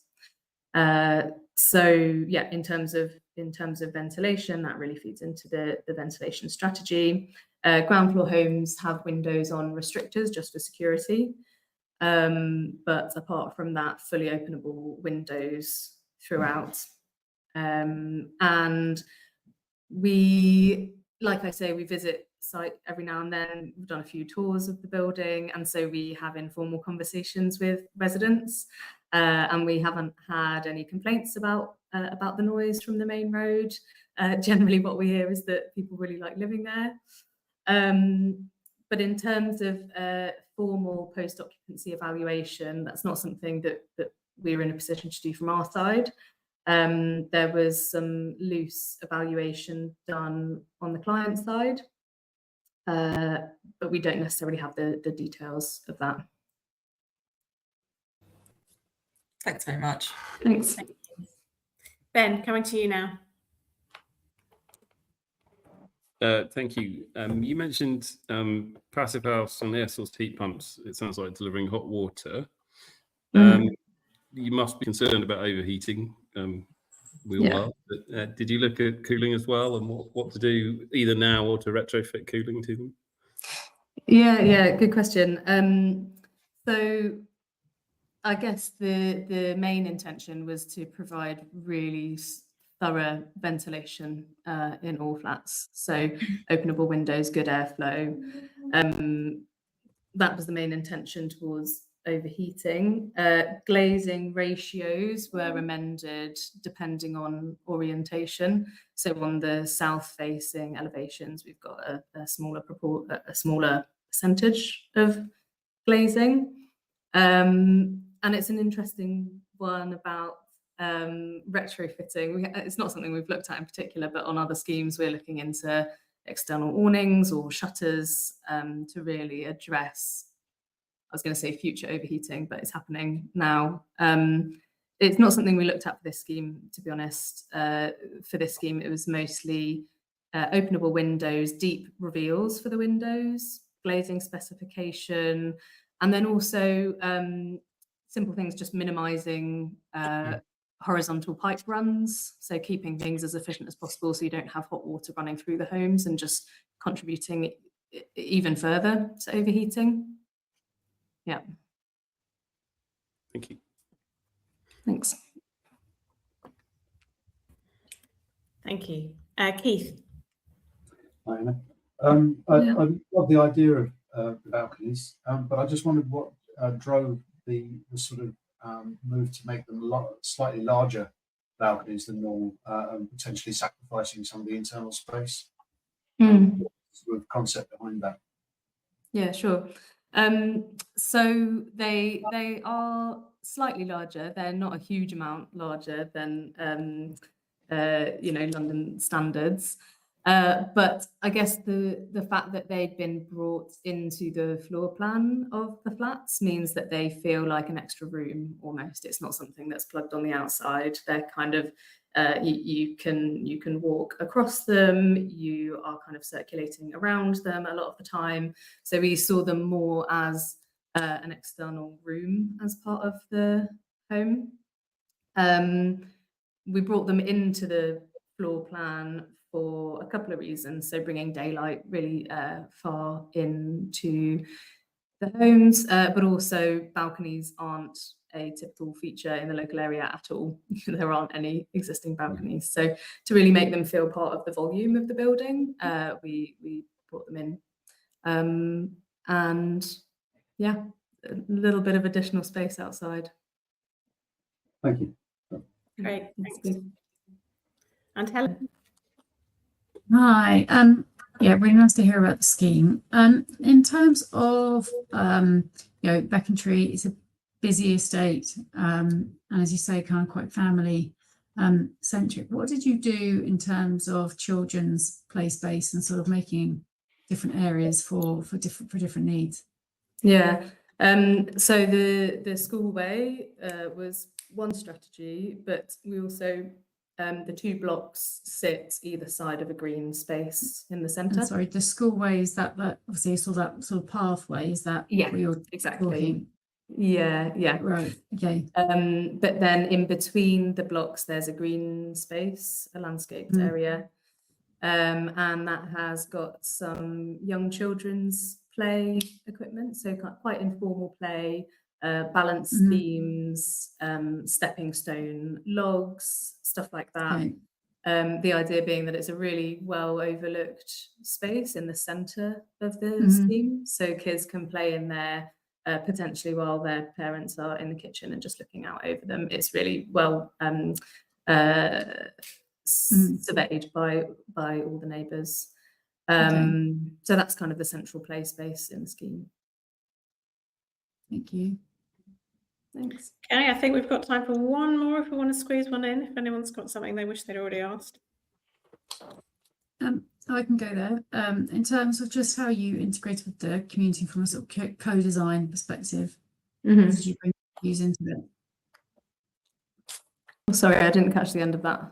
Sorry, just how did you bring the views of the community into sort of any sort of co-design? Oh yeah, sure. Stages? Yeah. So we did 2 community engagement events and had some really in-depth conversations with lots of members of the community. They were all really well attended events, and the two main impacts onto the brief were, like I said, extending the red line boundary for the schoolway, bringing a community space into the scheme, which wasn't initially part of the plan. But then more kind of informally, it was the first time we'd done a project on the Becontree estate. We've since done quite a few, but it was the first time we were meeting Becontree residents, and the feeling of pride in the neighbourhood and the history just came across so strongly. And so that's where the visual link to the existing homes and kind of the vernacular of the estate felt like it was really important. We didn't want to design something that didn't feel in keeping. Didn't want to design something that seemed kind of unusual in any way. So we were really trying to integrate really strongly into the area that people love so much. Yeah, it shows.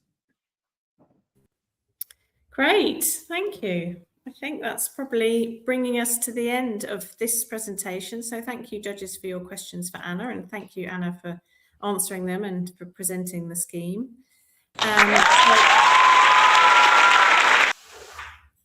It's so abrupt when it ends, the applause. So thank you very much. And that also brings us to the end of all the presentations for this category for this year. So we've heard from 6 finalists.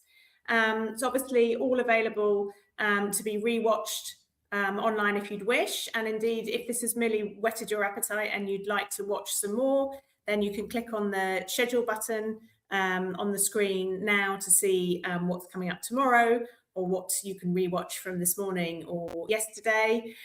Thank you very much for watching. The judges are now going to retire and decide upon the winner, and hopefully see you all at the awards. Thanks.